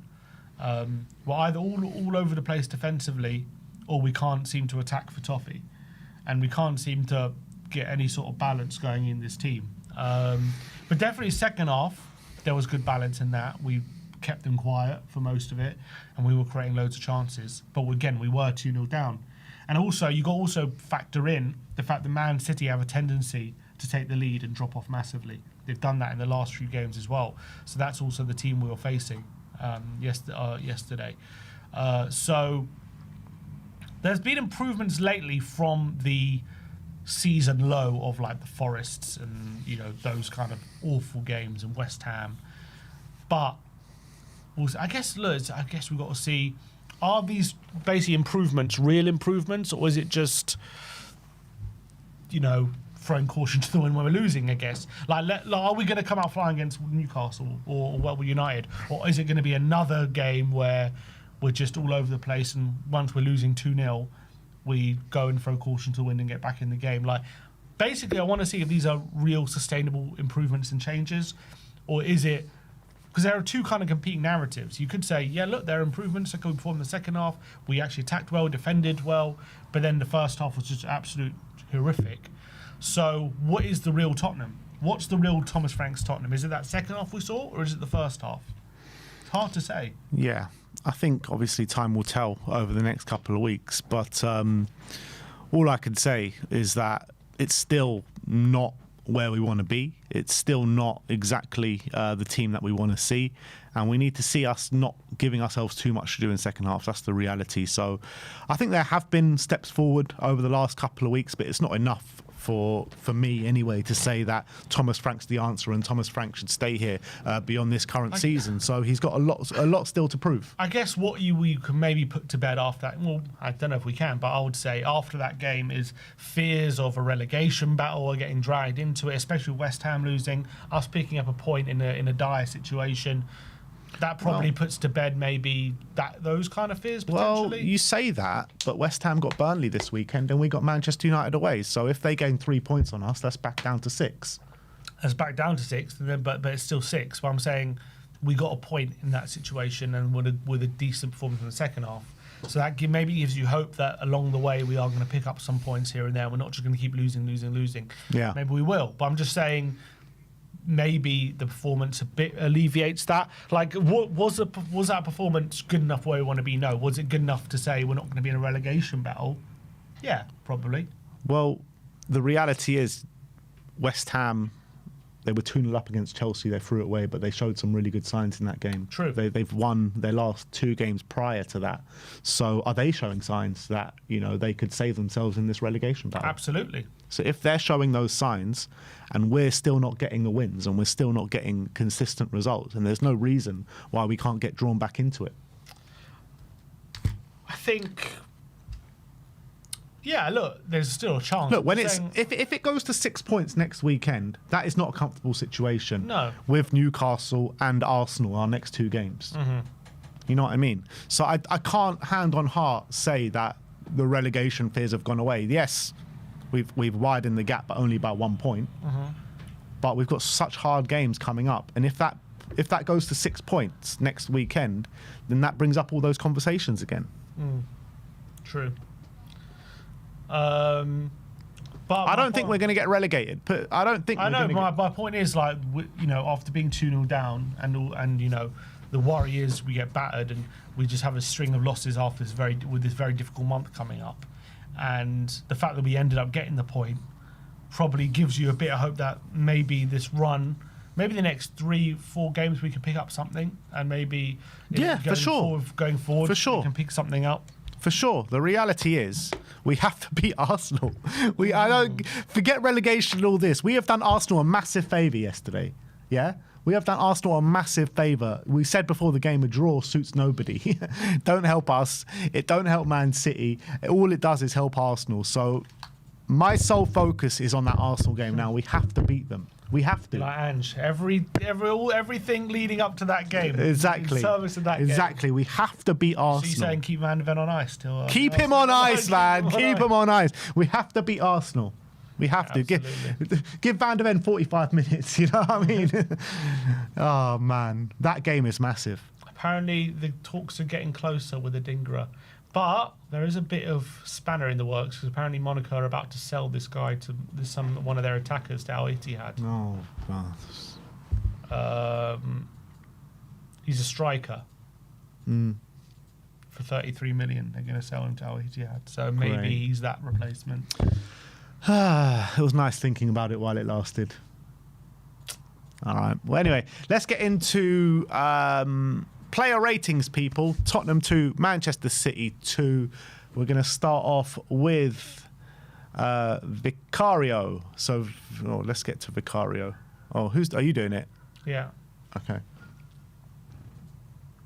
Vicario, 6s all round from us, 5.8 from you guys out there. Oh, nice. Very close in the ratings. Look, I think that he made one incredible save, which I'm sure he gets an extra rating for. Yeah. Apart from that, should have done more with the Ryan Cherky goal. And yeah, Is that an error? Is it a mistake or just? it's not an error. It's not an error. He just should have done better. Yeah, which is frustrating because those are the kind of things you associate Vicario with being good at dealing with, and I thought he didn't deal with that goal fantastically. I thought he was too slow to get to. I know it took a slight deflection, but I thought he could have done better with it. I mean, apart from the save and the 2 shots on target that they had, I mean, I don't think he had to make anable save throughout the game, no, did he? he didn't. I think a lot of it was due to poor finishing, I thought, from City, because they had chances. He also was lucky not to have been lobbed by Haaland in the first half, which Haaland puts on the roof of the net as well. Yeah. He does get a touch on the Semenyo goal. Unfortunately, he just doesn't get enough of it to save it, but he was unfortunate with that one. But that save was a world-class save, and he has to get credit for that. Well, that's up there with one of the saves of the season, I would say. Yeah, I agree with that. So, yeah, gets credit for that. I couldn't believe that the ref gave it as a goal kick. Yeah. I mean, I wasn't complaining, but I couldn't believe it. I was shocked, and Cherky was just as shocked. Yeah. Anyway, let's move on. Who do we have next? Next is João Palhinha. You guys have given him a 7. We've given him 8s all round. And with João Palhinha, I think he's really getting acclimatized to this role now at right centre-back. And the challenges he puts in, the leadership ability that he shows, the way he can play it out the back as well, because a big criticism of João Palhinha is when he plays in midfield, he's just not a progressive passer enough, or he can't play those passes forward. But when he's at centre-back, he seems to be so much more comfortable at doing it because he's got all that space to do it with. So I'm loving his performances at centre-back.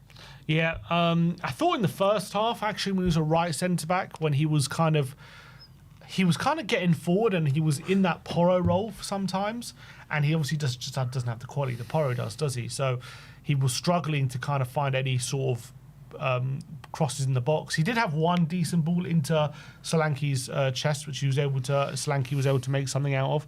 But I thought he was actually better when he was actually just a proper centre-back in the second half, where he could just concentrate on defending, and his passing was just basically kept simple for a lot of the game. And he just looked a lot more comfortable. When anyone was like dribbling at him, he was just bam, right into him, taking no prisoners. And I thought his challenges were absolutely brilliant. Yeah, I thought he had a really strong second half. I thought first half was also decent, one of our better players, but I thought he actually looked more comfortable in the second half, and it was such a great performance and really stood up in a moment, as you say, half time. Romero's off, we have Van der Ven injured, Danto's injured. You're like, oh my god, how are we gonna cope? And thanks to Palhinha, he really stepped up. If we keep João Palhinha after this season, he's got to go into the leadership group, in my opinion. He has to.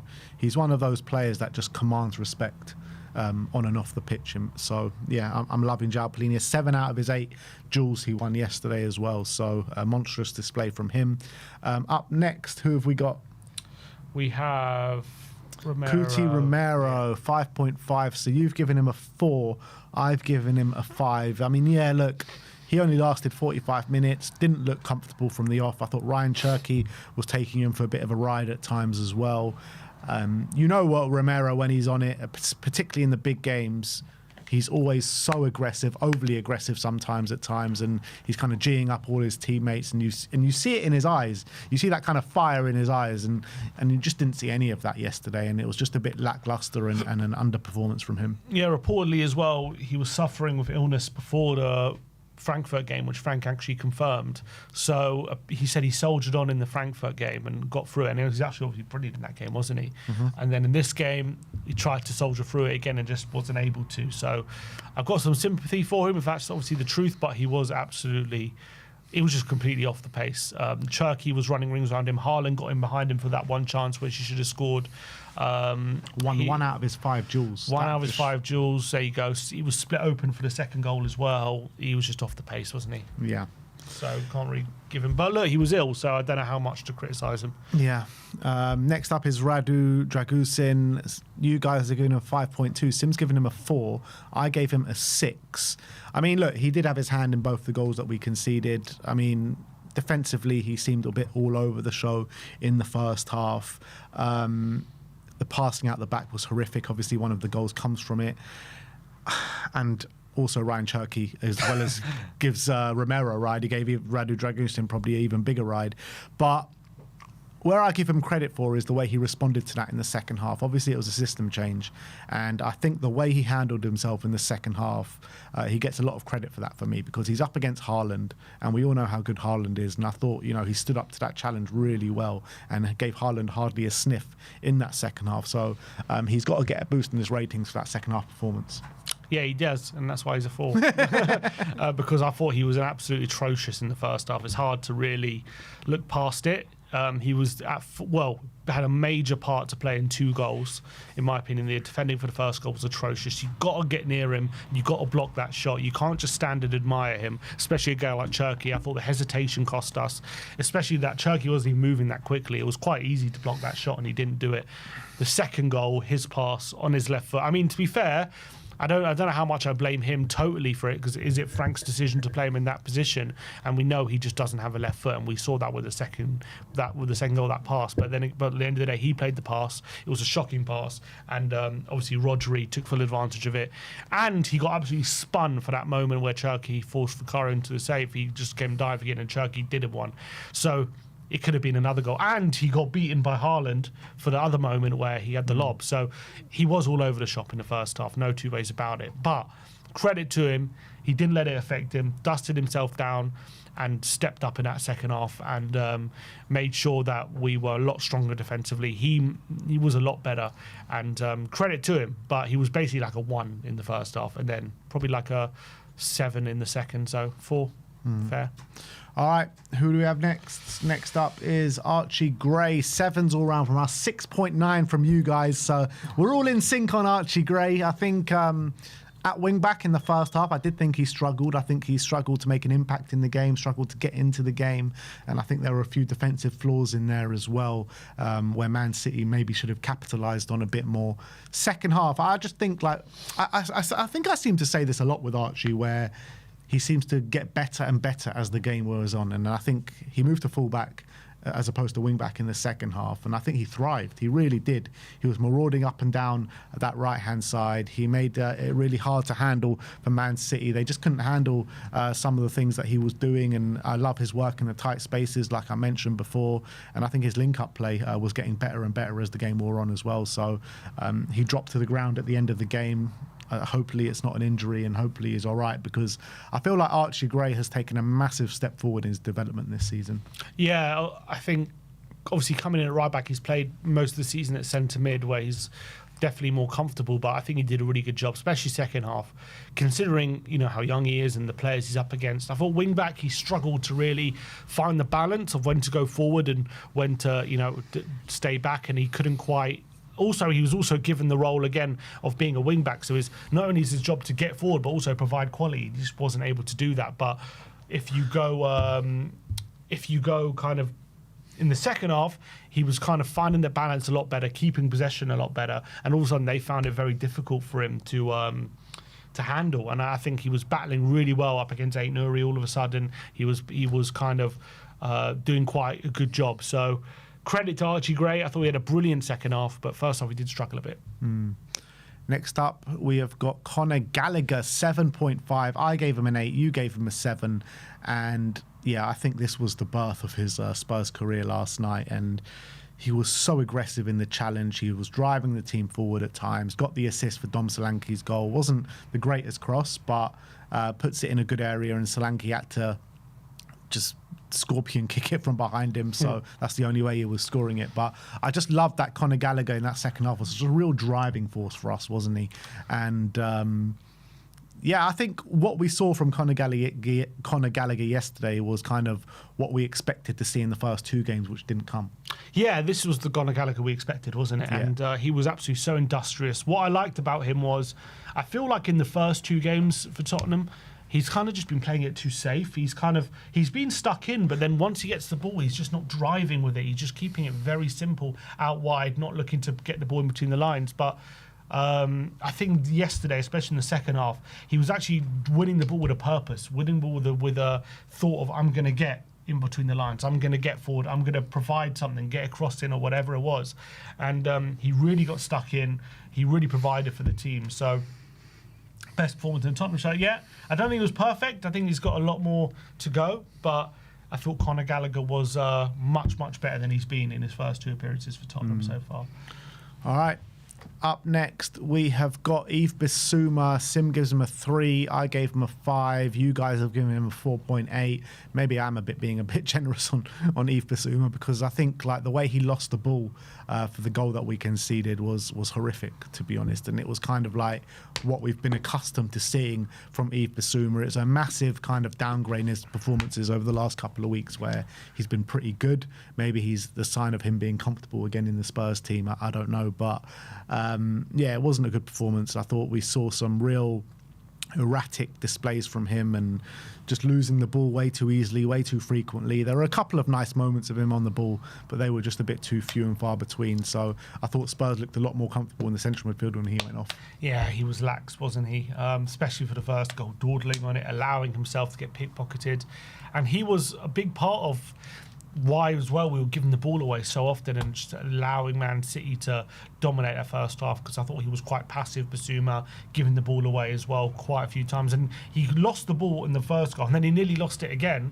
He lost it again, for another moment, which we didn't get punished, and we were quite lucky to. He was kind of out of position for the second goal. I thought second half as well, he was better, but still I thought he was pretty poor, to be honest, in one of his worst games again. So yeah, I wasn't impressed with Bissouma on this game. Next up, we have got Destiny Udogie, and Sim has given him a 6. Is that a Paul Coit impression? Yeah. I've given him a 7. You guys have given him a 6.9.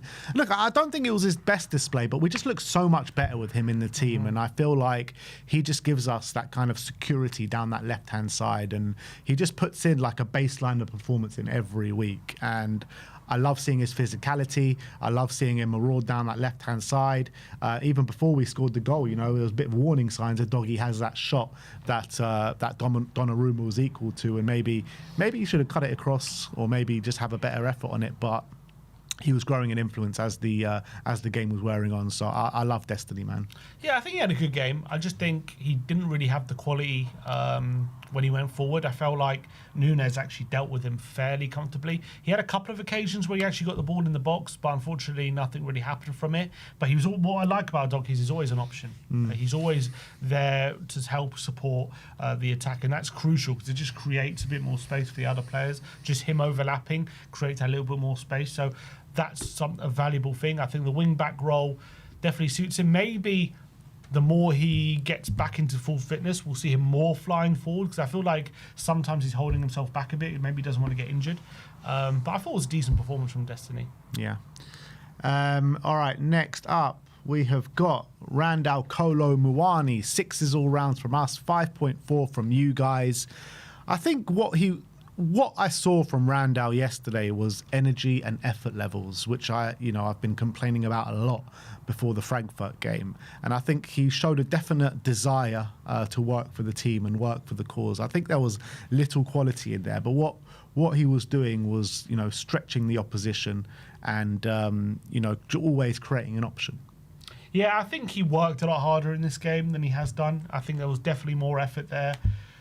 I think in the moments where he actually really had to go to hurt Man City, I thought Guehi actually dealt with him really well. So I thought he got a credit. There was a couple of occasions. I remember one, Gallagher wins the ball, plays Muani through, and Muani just tries to take it past Guehi. He just couldn't manage it. I think Guehi just eased him out. But at least he was a willing runner. He was trying to kind of cause a bit of chaos. But I thought there was definitely a quality lacking, unfortunately for him. And rightfully taken off. And I thought for once Frank made the right subs, taking off Muani and Bissouma. Yeah, absolutely. Next up, we have got Javi Simmons. 9s all round from us. Only 8.3 from you guys out there. Guys are doing Javi Simmons dirty, because he was Spurs' best player, hands down, in my opinion. The hub of the team, so creative, so aggressive. I think he won 10 duels, you said he won in the game yesterday, and it's just something you don't associate Javi with. In the last few games, he's really nailed that kind of aggressive edge to him. And there was one moment, I think it was in the first half, where you know, we had a lack of numbers back, or maybe it was in the second half. We had a lack of numbers back, and I just see Javi just darting down the other end of the pitch to provide cover.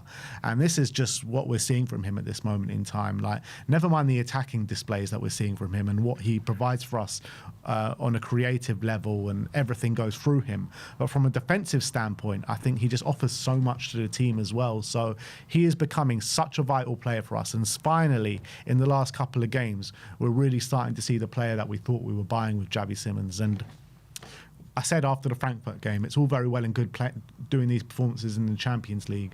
We need to see them in the Premier League, and I think this is his best performance in the Premier League in a Spurs shirt. We did say, to be fair, in the preview that if any game is going to suit him in the Premier League, it's probably going to be a game like this against Manchester City, where there is kind of space for him. But he did it. It's in the Premier League, and we just need to see him do it on a consistent level now. He was taking shots. He was providing assists, or he provided an assist. Could have got more assists on the day if the other players finished their job. So he was just everywhere, man. Yeah, phenomenal. And when he's in this kind of form, you know, people keep telling me, "Oh, Tottenham need a superstar. Tottenham are lacking stars, and Son and Kane have gone, and all this kind of stuff." Well, maybe we've got one right here in our starting 11, because he is a phenomenon.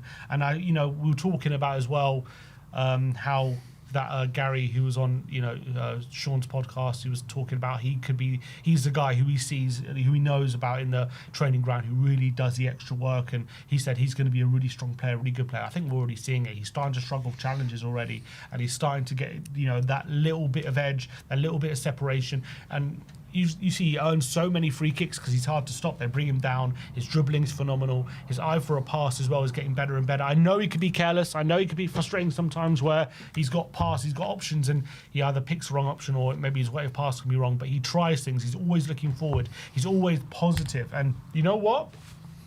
We're 2-0 down, and he never gives up. He's a warrior. He's got an unbelievable mentality. I absolutely love his mentality. The worry for that is, if he continues his trajectory and we continue in our trajectory as a club, he might be looking to leave soon. But that's a conversation for another day. I think his mentality is absolutely brilliant. He was the one in the first half trying to make something happen. And I think he is so positive. He's so great to have on the pitch. And I think he's growing with each week. And yeah, for people who saying doesn't have the physicality to play in this league, I think they're looking like they got egg on their face. Look, I think we watch him play, man. He is phenomenal. Yeah, he really is. And I think I'm starting to see a relationship build on the pitch between him and Dominic Solanke as well, which is great. I think they play off each other really well. And as well, like, he's a bit of a cheerleader to the fans. He's always going up to the fans and trying to get them to sing louder and stuff like that, and show more support for the team. So I think he's becoming a fan favourite as well. He's becoming a fan favourite, but I think also at the beginning he didn't seem quite comfortable in a Spurs shirt. I think you're really starting to see him become comfortable in that Spurs shirt now. Starting to feel the love. Yeah, absolutely. So Javi Simons, big up to you. Dominic Solanke up next. 9s all round again. You guys are giving him a 9.2. We draw the game 2-2. He has 2 goals. Obviously, the first one, unbelievable work to get into that position. And then obviously what happened.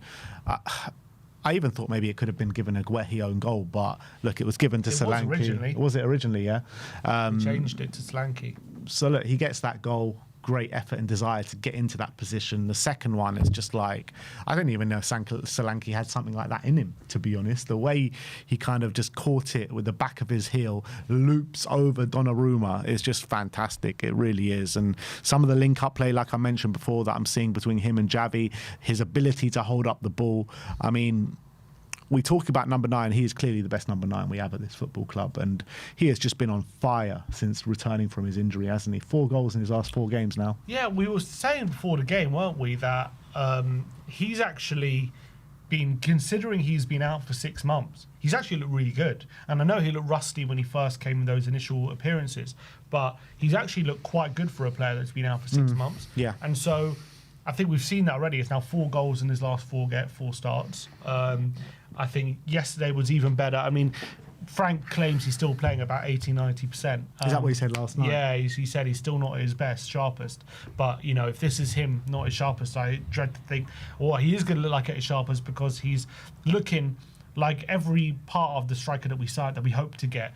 I think there's an argument to say this is the best he's ever looked. I was about to say, like, I don't think he's looked better than this under Ange. I think there's definitely an argument to say that. I think, to be fair, under Frank, we definitely played to his strengths more. I think under Ange, he was more like, pressing monster, run yourself into the ground and finish the chances when they come to you. Whereas Frank, he definitely placed him in terms of just go direct into Solanke and get like as much as possible, get him to hold the ball up, bring other players into play.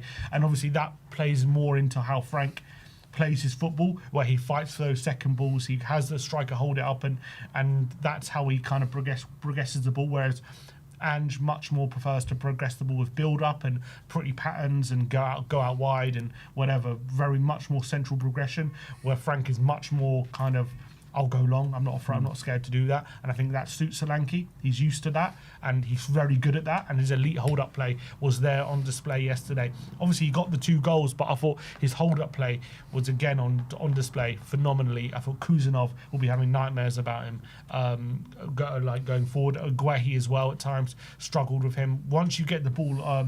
Once you get an accurate ball into him, it's like it's his ball. There's nothing the defender can do. They can try and back into kind of shoulder barge him or use their strength. But Solanke backs himself in every physical duel, and I thought he was absolutely phenomenal. The amount of times as well he just brought the ball down, laid off to Xavi, that chance for a doggy right at the beginning of the half, made from Solanke holding up, giving it to Xavi, him laying off to a doggy, and bam, there's a chance there.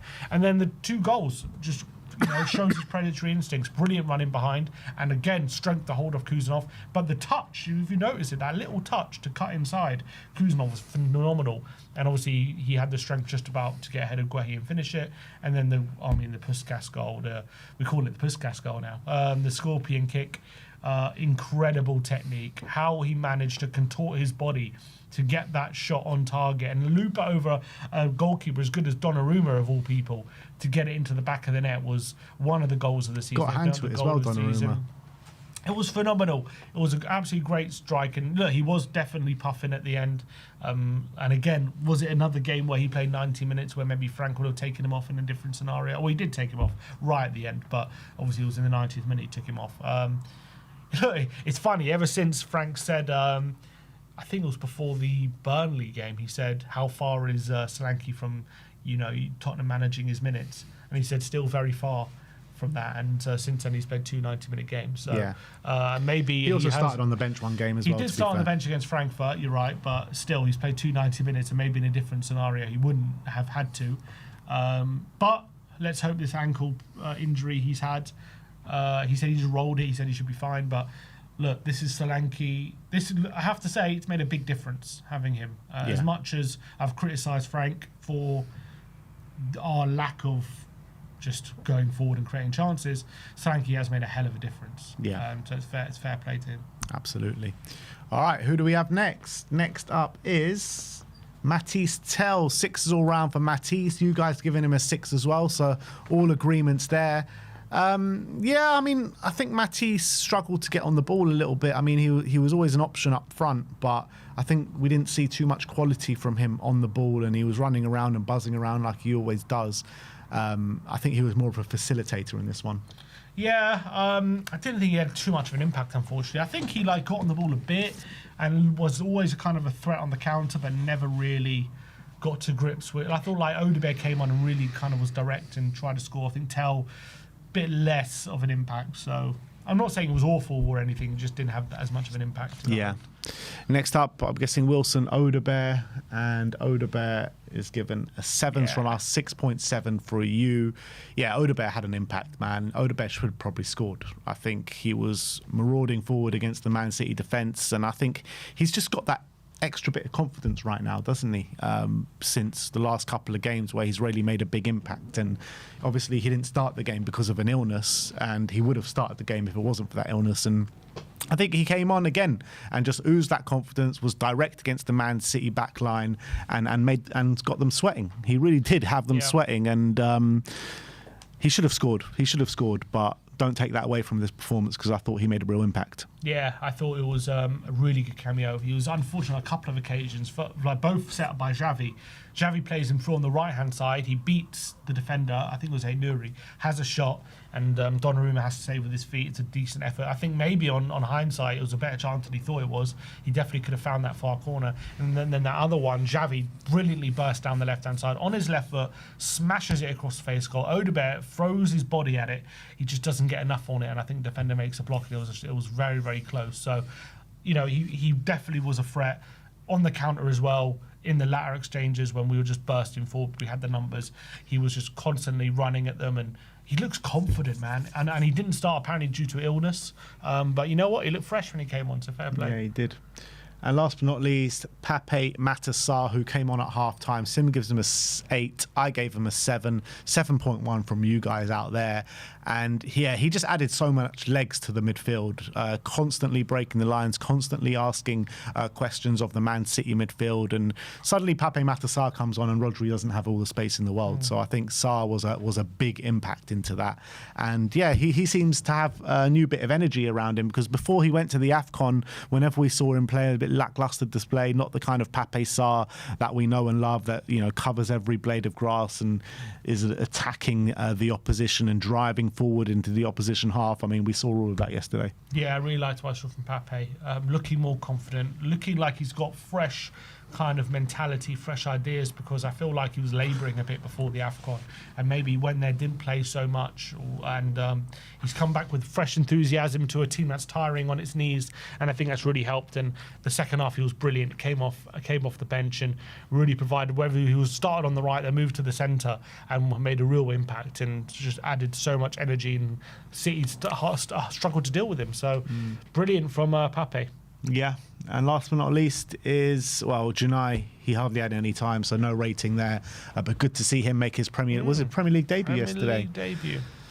So, I mean, with the lacking of numbers in defence, maybe he can have an impact in the upcoming weeks. I mean, he only had a few minutes, but he looked all right. Didn't look completely out of place. But yeah, what a few weeks it's been for him, though. Champions League debut, Premier League debut. Against Man City, of all teams. Yeah, Man City, Dortmund, Frankfurt. So some big teams. So big future for Janai Beifeld. But in terms of Thomas Frank, I'm going to give him an 8. I think I'll give him an 8. No, 7. I'll give him a 7. Give him a 7. Yeah, because look, we didn't win the game at the end of the day, and the first half performance was absolutely dross, and we could have been more than 2-0 down. But he made the changes to swing the game and swing the momentum in our favour, brought Sarr on at half-time, and look, he could have put on even Janai at half-time, or a more defensive player. Or did we even have a more defensive player on the bench, or was it just Sarr? I don't know. But no, we do well. No. So he was kind of forced into that change then. But I think the changes that he made at the points in the second half really made a big impact in the game. So I think he managed the second half really well, but he needs to work out why we're starting games in the manner that we're doing and leaving us too much to do in the second half. I think, if we would have played like we did in the second half of the 90 minutes, he would have got a 10. Yeah, 100%. But at the end of the day, you have to consider how we did play in that first half. And as well, we could have lost it near the end as well, given City got a second win. But then again, given our squad, it doesn't make sense that, we would fall off a bit and nearly lose the game once City made some changes. But I thought first half we were absolutely awful. I thought the setup, I understand why he started in a back three, but unfortunately it was wrong. And it did was our undoing, I felt, in that first half. And we just came out with very little intensity, weren't able to get near Man City. But the second half, it did all change. We did have an enforced one with Romero. And you know what? I don't think essentially it was the back three that was the problem. It was the way we were playing the back three. I think a bit of both. I think the formation was a big part of why we were playing that way, because we couldn't get near them. We were just outnumbered in the middle every time, and we were playing with a back five. It was just pin back, and they were just able to, because we were so scared, and they had like Haaland up front, and that was enough just to pin back our whole back line essentially. and we had like a bat, and they were just popping it around, and it was really hard to watch. So I think it's both. Also, maybe a risk-averse kind of mentality going into it. But second half, that all changed. Once we got the extra midfield on, we went at them. Man City crumbled, and I think, we came out with new enthusiasm, and I think the change he could have done it in a different way. You know, maybe he could have put Gray there at centre back, and he didn't do that. I guess you're going to put a right back. But look, at the end of the day, you put Paolini at centre back next to Dragshin, and we look better. And you've got to give manager credit for how we changed it in the second half. And it's perplexing about what the real Tottenham is. Will the real Tottenham please stand up? But we'll see going forward exactly. Well, time will tell, won't it? That's the end of the day. I think the evidence suggests we are more first half than we are second half, because that's kind of what we've seen more of the season. We've been more that team than we have been that second half team. But time will tell. Yeah, time will tell. And but what's going on here, Sim? Last 3 out of the last 4 games, I think we've both given Frank a positive rating. Well, we've been better. It's you have to say that. I think the Champions League games, look, for whatever reason why we're better in the Champions League, we have been better. And then against Man City, we turned it around. So, yeah, good stuff. But I still have a lot of question marks about him. And also, every game, we need a worldie to get back in the game a lot of the time, where it'd be a Van der Ven run from his own box, or a Paulinia overhead kick, or a Richarlison doing some madness, or there's so many worldies we scored this season. It's true. If you just bring up the kind of goal reel that we've scored this season, people think we're the best team in the world. It's crazy the goals we've needed. It's either we need a Romero Hail Mary, a corner, or a worldie.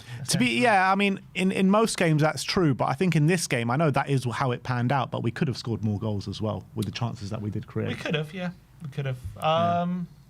Odobert had some chances. Udogie had one. Javi had that shot, Javi was from the edge of the box. Yeah. Yeah, we had definitely had a lot more openings in this one. Yeah. All right, so that is our player ratings from the 2-2 draw with Man City last night. Got a couple of super chats. First for KPV, member for 25 months, says, Dom Solanke, go on, Sim, stick it to Ben. Stick it to me, Sim. I think the Prem, I think, saw him out. Oh, right, yeah, 2-2. I said 2-2, yeah, you're right. Daniel Field in the super chat saying, I make a killer jacket potato. What's your jacket potato filling? What's of choice? That's what we want to know.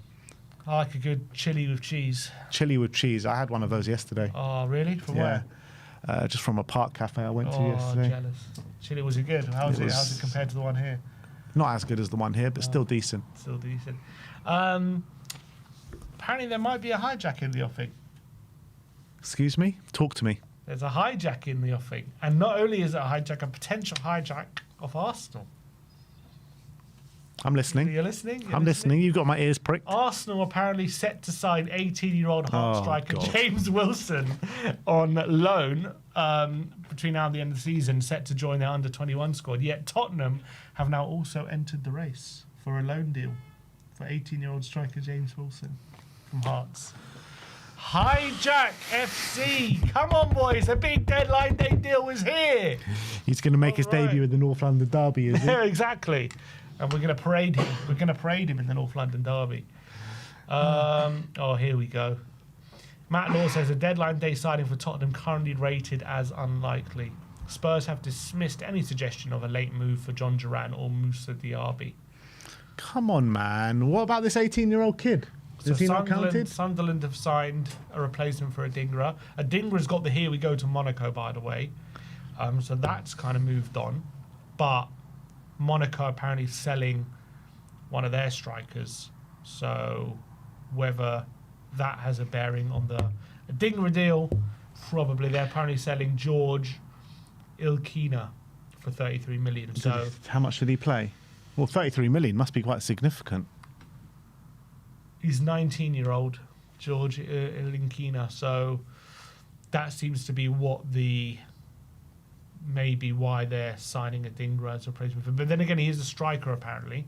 And apparently, interestingly enough, the Mateta deal could be breaking down to Milan due to his knee injury. Oh, really? Apparently, he could be failing a medical. Oh, wow. Which I was saying about. If I know about it, how can these clubs who earn millions not know about it? That means he'll be on a free transfer in the summer. Well, no, he's got 18 months, I think. I thought his contract's up at the end of the season. 2027. Oh, 2027. Can Ali Gold just give us that tweet so we can just put our minds at rest? Because we know we're not going to sign anyone, man. Let's just get it out of the way. Any more Tottenham related? Tottenham, no incomings expected. Which means also Moani and Tel are set to stay put. Tell you, it's just been one of the most like kind of underwhelming transfer windows of all time. Yep. Like second to when we didn't sign anyone. We thought we were getting. Well, we thought we were getting Grealish that summer. Considering all the the hope that we have. Yeah, that's what I'm talking about. Big. The Lewis family. They're going to put their hands in their pockets. 150 million budget. We've actually not spent any money this window. Sorry, well, we have, haven't we? No, technically we haven't, because the money we spent was for Johnson. Well, we sold Johnson for 30. And we sold John for 35 and got Gallagher for 35. Don't forget Sousa, mate. Sousa for 12. Who could be probably, I don't know. Okay, is he going to play? He was on the bench yesterday, but didn't get any minutes. Didn't mention that. Okay, so we spent 12 million this summer, this window. With this 100 million war chest. 150 million war chest, so man. We've got 138 million to spend between now and the end of the window. 4.5 hours to spend it. Come on, boys! If I gave you 4.5 hours to spend 138 million, how would you spend it? If I was Lange, I'd probably take a one-way flight to Barbados and never return.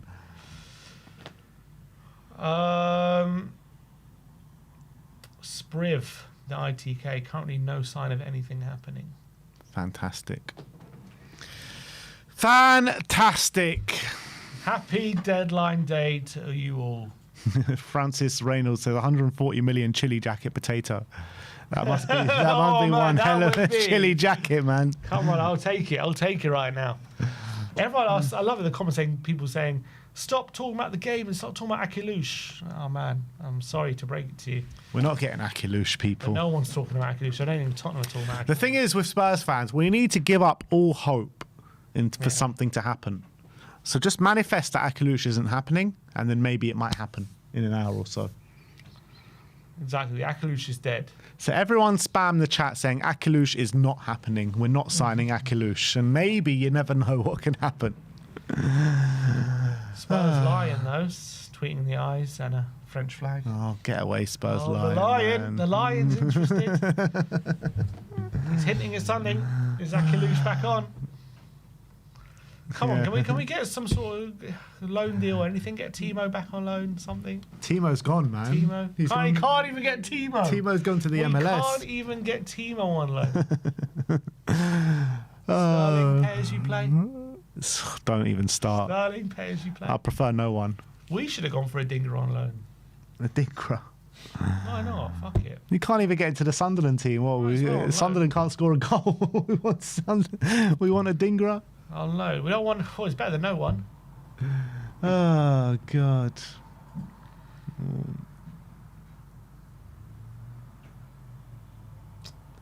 Nothing happening. Look, maybe Matt Law's behind. Maybe he doesn't really know the inside track. All right, well, let's get into reacts and see how the internet did react to the game. And first up is breaking news. My sources are telling me maybe close to something happening in the final hours of the transfer window. All the sources coming together. The CAF sources, I love that as well. I love it's not like the HP and the ketchup Heinz. It's like proper CAF, like dodgy sources. I love that. God. Anyway, Hotspur report says the best thing come to those who wait. Javi Simmons over Eze is proving the best decision every single day. Absolutely, man. It's all working out. It is all working out. Well, has Eze got more goals in one game than Javi has in this season? Yeah, look, Eze's probably got more goals across the whole season, but like he can't get a look in at Arsenal. Absolutely. And it's not exactly like Odegaard is performing out of his skin, is he? Yeah, Xavi's just getting better and better as well. So, and he's younger. And I think that's the crucial thing. He's got more years ahead of him. He's got a brighter future. Eze is on the decline. Yeah. Come on. Eze's in the mud, man, and Xavi is just flourishing right now. So when they said let it all work out, they weren't being wrong, mate. They weren't being wrong. Tetrunk. I don't know. Did you see this Pep interview after the game? He was rattled, man. Absolutely. He was proper rattled. This Pape Sarr is just in his head. Is he biting his lip because he likes the look of it, or is that angry? Can't tell. I can't tell what the message is. Yeah. Brilliant. Pep was proper Pep is always rattled at the Tottenham Hotspur Stadium. Yeah, it's fine. And you saw Rodri as well, his interview. Yeah. He said it's not fair. They're all against us. We didn't talk about that, by the way, really, in the review, but he should have been sent off. He got so lucky. Yeah, we mentioned it. We made two challenges.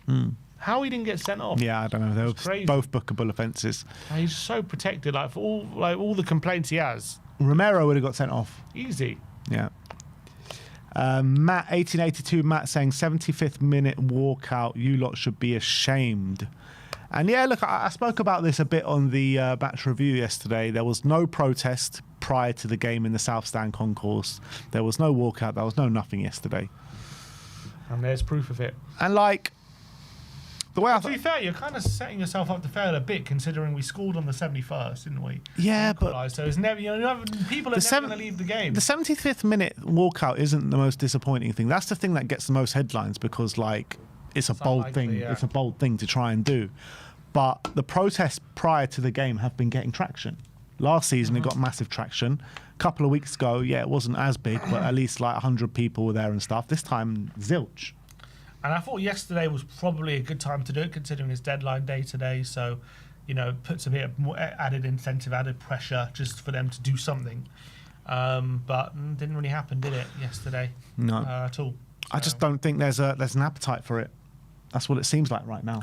I feel like there's a great call yesterday, Daniel, or was it Hugo? I'm trying to remember who exactly made the point.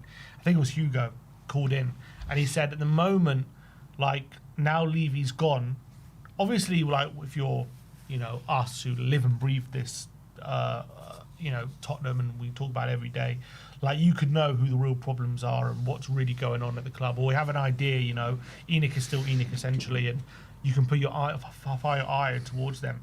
But if you're just like, a casual fan, which when you got to, protest, you've got to get a lot of, people engaged in it. It's hard to know where to point a finger in terms of the blame at the moment because, Levy was the eye of so many people's kind of criticism. Now, like, the message when beforehand was Enoch out, Levy out, really, wasn't it? Levy out, Levy getting gone. He's a problem. Now he's gone. I feel like the messaging from Change for Tottenham is now a bit muddled. Not their fault. I think Enoch out is the message, but it's like, okay, what are we calling for? Is it more money spent? Is it a footballing kind of project? Okay, what is a footballing project? Is it plans in place? Okay, they're telling us there are plans in place, but then we don't really see evidence of it. But do these plans, take time to come to fruition and all this kind of stuff? So it's hard to kind of nail down exactly what we're calling for because it's very, very muddled, which leads to mixed messaging, which leads to a lot of people saying, okay, what am I protesting? Yeah. No, it's true. Yeah, I mean, I think that's probably... Whereas before it was very easy, Levy out. Yeah, I think it's pretty spot on. Pretty spot on. But I think, like, you're looking at the direction of the club and it just seems to be getting worse and worse and worse. We were talked about all this investment and ambition that we were going to show in this January transfer window. The ambition has probably been less than ever, this January transfer window. Levy at least was able to get us a couple in every January. Last summer brought us in Tell and Danso. A couple of years back, Kulusevski and Bentancur. So at least, like, we actually showed more ambition back then than we've been showing now. But then on the flip side of that, we were probably more of an attractive proposition back then than we are now. And I always said in this window, it's always going to be hard to attract the kind of quality that we're going to need in this transfer window. And I think that's probably what's come to pass. So, and that was the same in the summer. I know we got some decent players in the summer, but you saw Eze, we were going for him. He rejected us. Gibbs White, what happened with him happened. Brian Mbeumo, he chose to go to Manchester United over coming to Tottenham, even though we were the one with Champions League football and they had no European football at all. So Spurs are struggling to bring in the required quality. That is the reality. Yep. And I think there's a few reasons for that. I think the position we're in, we're trying to sell teams a project. here, and there's no real project to believe in at the moment. See, like, I heard a lot in the summer and at the start of this season, like, winning the Europa League is something that we can build off, and it's something that we need to keep that momentum going. But It should be. Fine, it should be. But then again, you've got players who we've been going for, and they're choosing the team that we beat in the final, over coming to us, and a team that have no European football, and a team that also looked like they were on not such a great trajectory, and it looked like a complete mess there. So because they sold them a project. Look, I know it's not worked out, but first of all, rebuilding one of the biggest clubs in England, getting them back to former glory. But also, it's like, we've got Amorim. Yes, it's been hard for him, for the first 6 months, but we're sticking by him. This is the project. You fit in the team here. Blah blah blah. At Tottenham we've just sacked the manager who won the cup. There's no, we're selling a new project with like Thomas Frank, who's a manager coming from Brentford. We don't know how that's going to go. It's a tougher sell, I feel, than going to Man United. Well, it isn't, and particularly for the case in point of Brian Mbeumo, like, Thomas Frank's the guy that made him. Thomas Frank will know how to get the absolute best out of him in the project moving forward.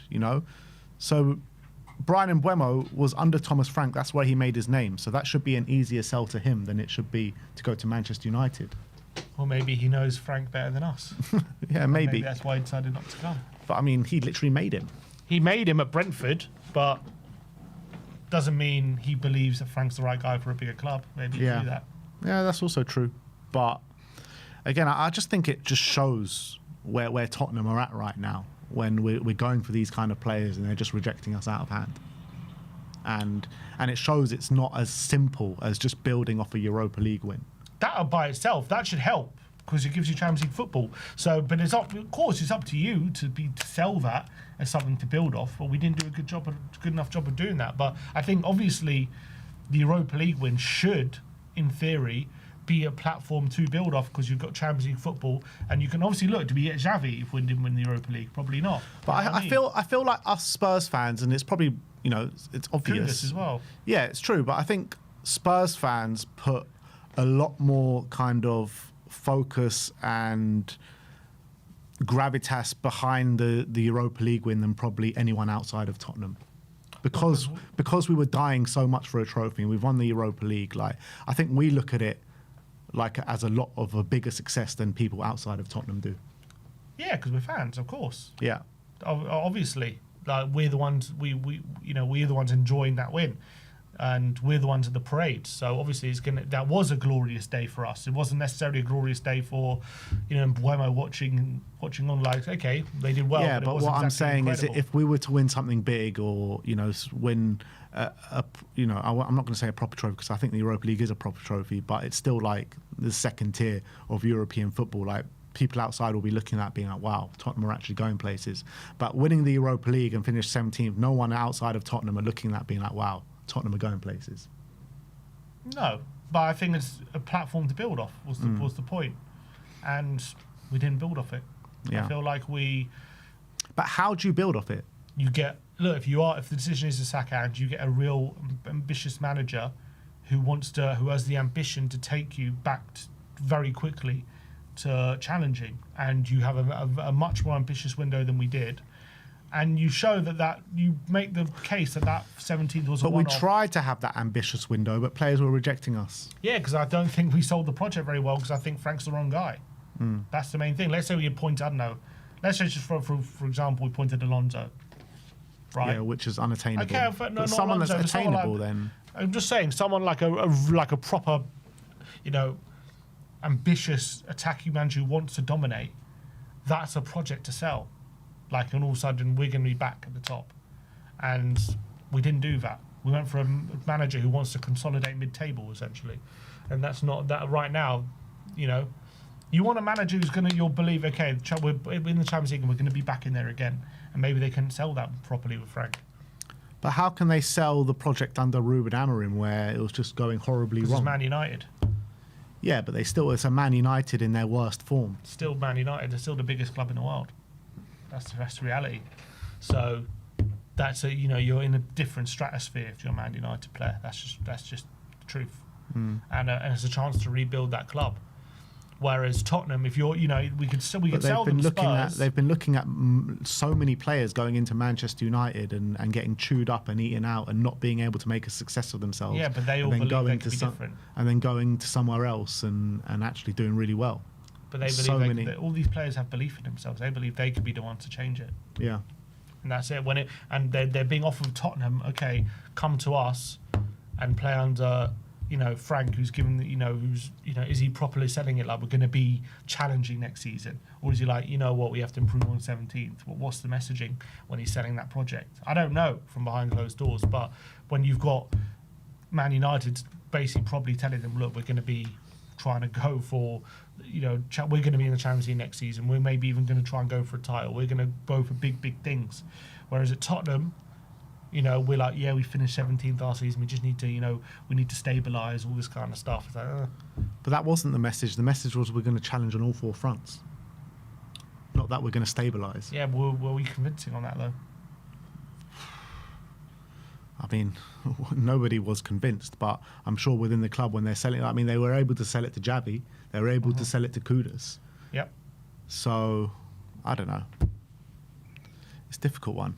I just feel like I don't know why we're not as attractive as Manchester United. Because for me, Manchester United and Spurs were in just as a mess of each other in the summer.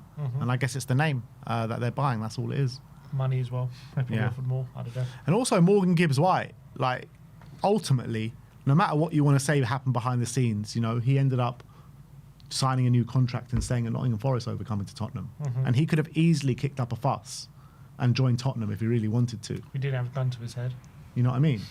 No, but seriously, he folded like a pack of cards, Morgan Gibbs-White, in the summer, and ended up signing a contract at Forest instead of joining us. He could have easily joined us.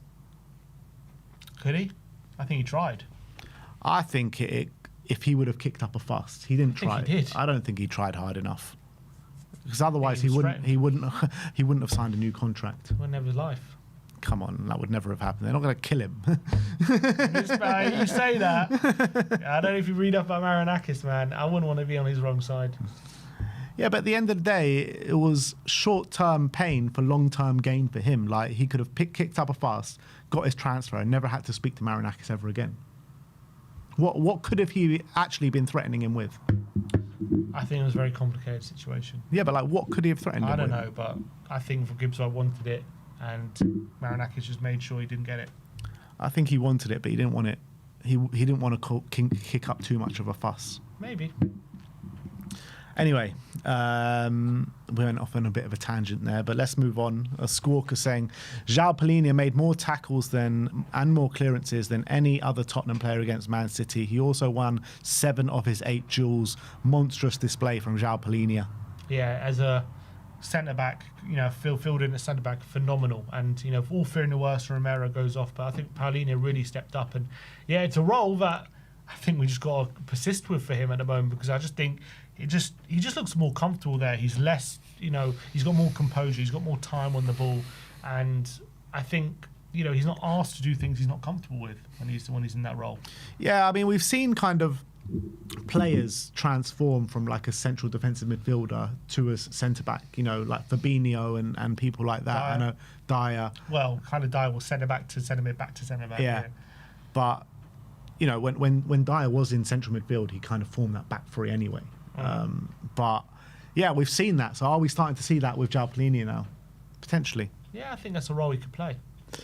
Up to Joe saying, Javi Simmons made 5 passes breaking the opposition defensive line versus Manchester City. No player has made more in a Premier League match this season. Wow. There you go. And that's, if there's any proof that you needed that he's really growing into the Premier League and into the role, I think there it is. And that's, no surprise. We get him involved centrally and we get him on the ball in those dangerous areas, and he can provide.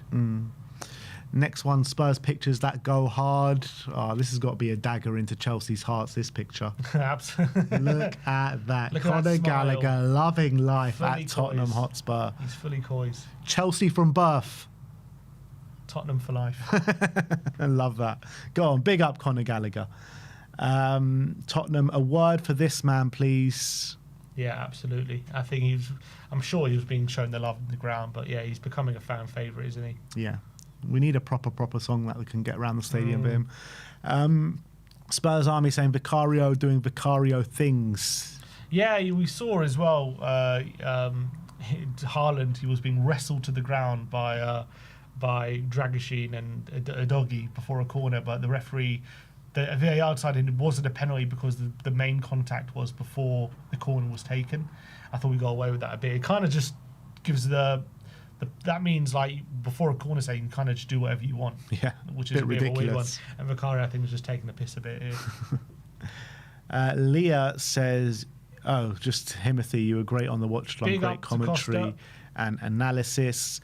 Javi Simmons, game by numbers, 1 assist, 4 chances created, most dribbles with 4, most foul player with 4, 5 out of 5 long balls, 2 out of 5 successful crosses, and 7 ball recoveries as well. Yeah, phenomenal performance, wasn't it? Absolutely phenomenal.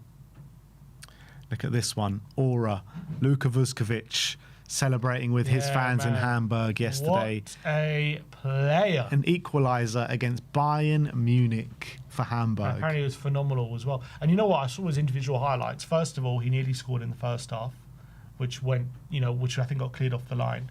He then scored, and then right at the end of the game, he plays an inch perfect through ball on the run for the Hamburg striker, who then passes it to his teammate to have an open goal, and it gets cleared off the line. So Vuskovic was so nearly basically setting up a winner as well. The guy, see what Lothar Matthäus said about him? No.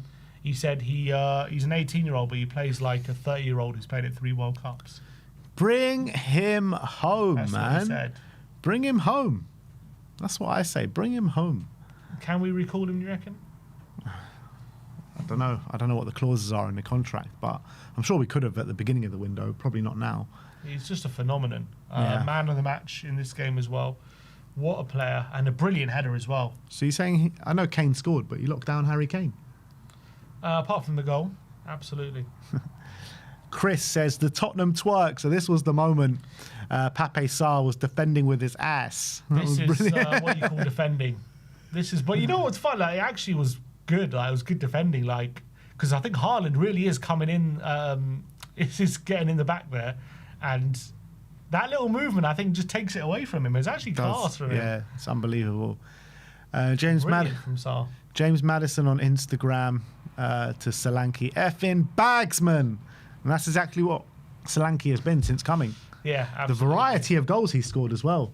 Yeah, some brilliant finishes, and yeah, he's really providing. I mean, you might say you got a bit lucky with 2 of them, the one against Dortmund and the first one yesterday, maybe a bit lucky, but this goal and the goal against Frankfurt, absolutely fantastic. Yeah.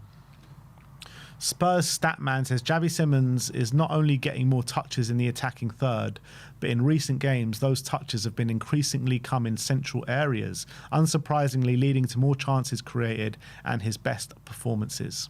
Yeah, you look at the bar chart, you just see a trend, isn't it? Like, in the recent, we're in the way, but you can see like a recent trend here, like in terms of, so the lighter colour is central and the dark one is out wide, so he's having more touches in central areas, like as the season's gone on. You can see that quite clearly. There's a clear trend, and also more touches in general. Yeah. So you can see there's a clear trend, and then there's no surprise here. You look at that's led to his improvement. The fact that there's much more attacking. Then the numbers here, you can see touch in the central areas, the most have been the recent games, like Man City, West Ham, Frankfurt, Brentford's been one of the Slavia. So all of his better games have been when he's had more touches centrally. Absolutely. So that goes to show what we need to be doing and what we haven't been doing. Love it. Growing and growing, Javi Simmons. Henry Winter says, Javi Simmons looking more in tune with the physicality and the pace of the Premier League. 4 successful dribbles, 1 assist, more confident, bolder, and giving Tottenham Hotspur more creativity in the second half. Needs from the start, but definitely settling in. Yeah, absolutely. Exactly. That's exactly what I think most Tottenham fans are seeing. This next one is hilarious. Conor Gallagher looks like he kicks a water bottle or something into the fans, and he realised where it's gone. It's probably hit someone. Yeah, and he's like, "What the hell?" Archie Gray seems to be seeing the funny side. But yeah, Conor Gallagher has to apologise after, I don't know what he's hit there. If anyone in the crowd know, if anyone in the chat know exactly what the situation was there? Did he hit someone in the face? Because he seemed very apologetic. Luckily, nothing obviously came of it. Maybe the fan, whoever got hit, was just too happy that we equalised to even care. But there you go. Adam Nathan, we are the flick, the trick, the 30-yarder free kick. And he said that's in conjunction with how we were actually warming up. And it was just defending set pieces. Apparently, this was something a lot of people picked up on. First of all, some people came early to the game. I've heard a few people talk about this. First of all, the majority was just working on defensively set pieces, not even attacking, just defensive set pieces. We're just drilling that over and over, which is obviously horrible to see.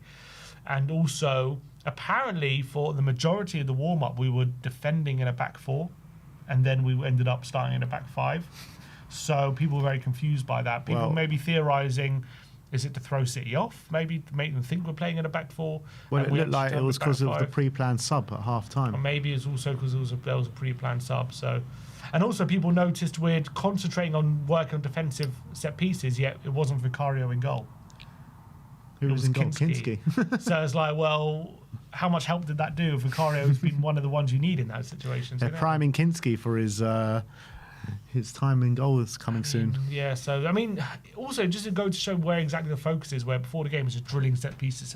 Like, couldn't work on the open play stuff a bit. But you know what? We did turn it around second half, so there you go. No context, Thomas Frank. Frank in, we have our Spurs back.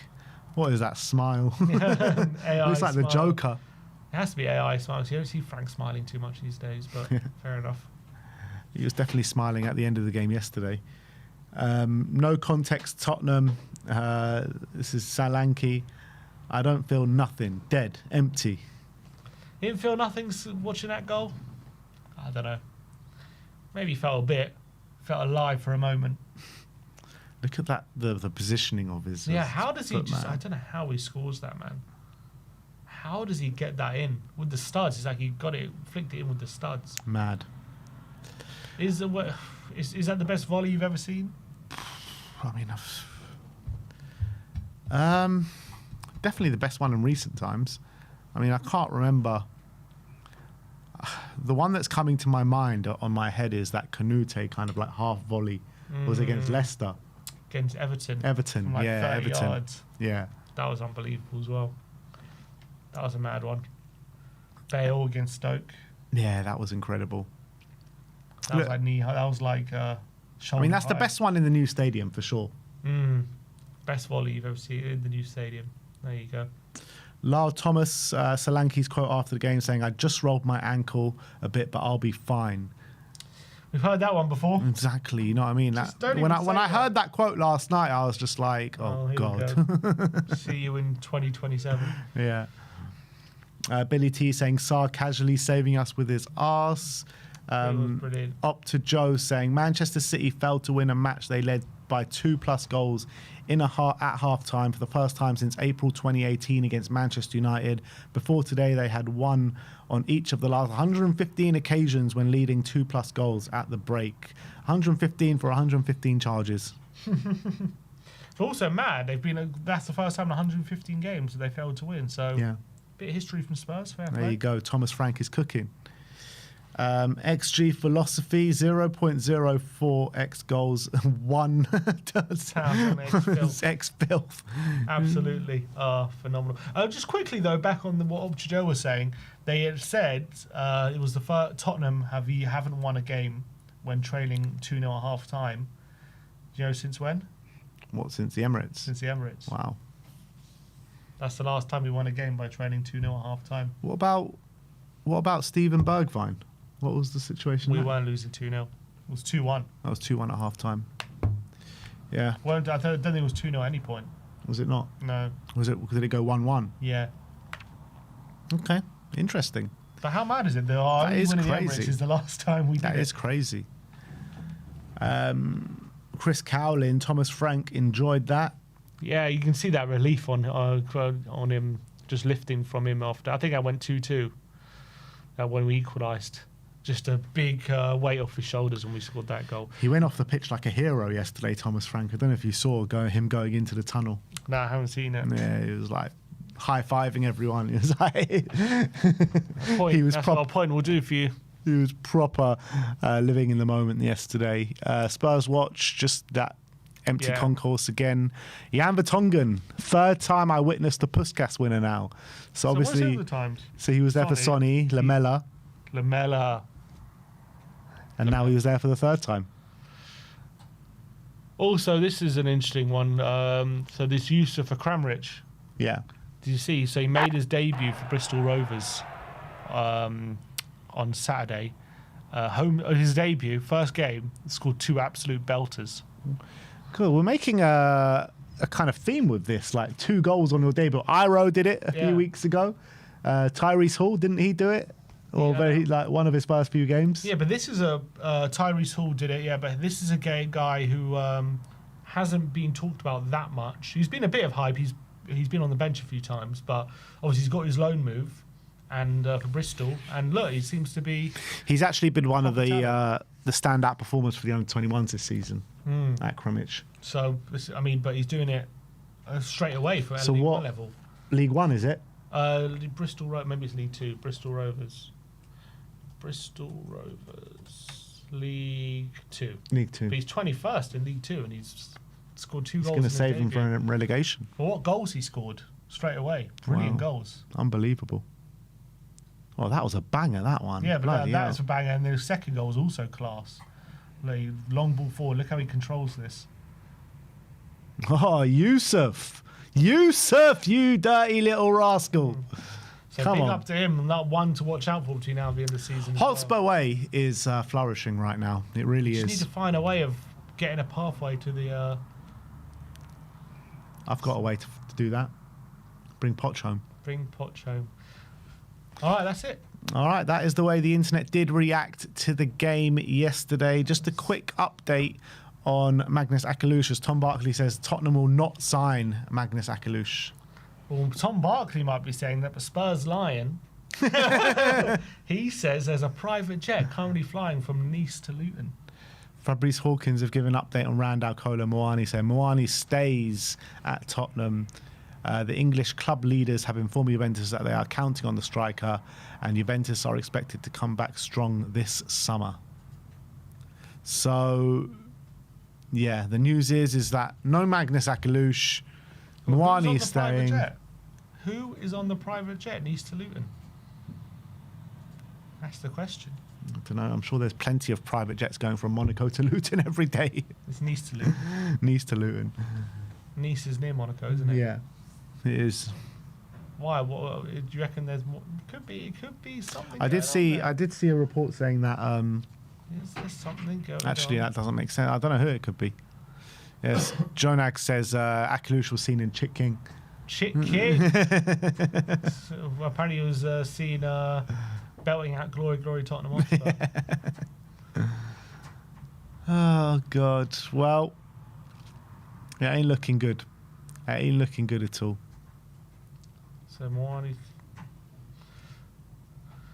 We could be getting. I bet we're even going to miss out on James Wilson probably.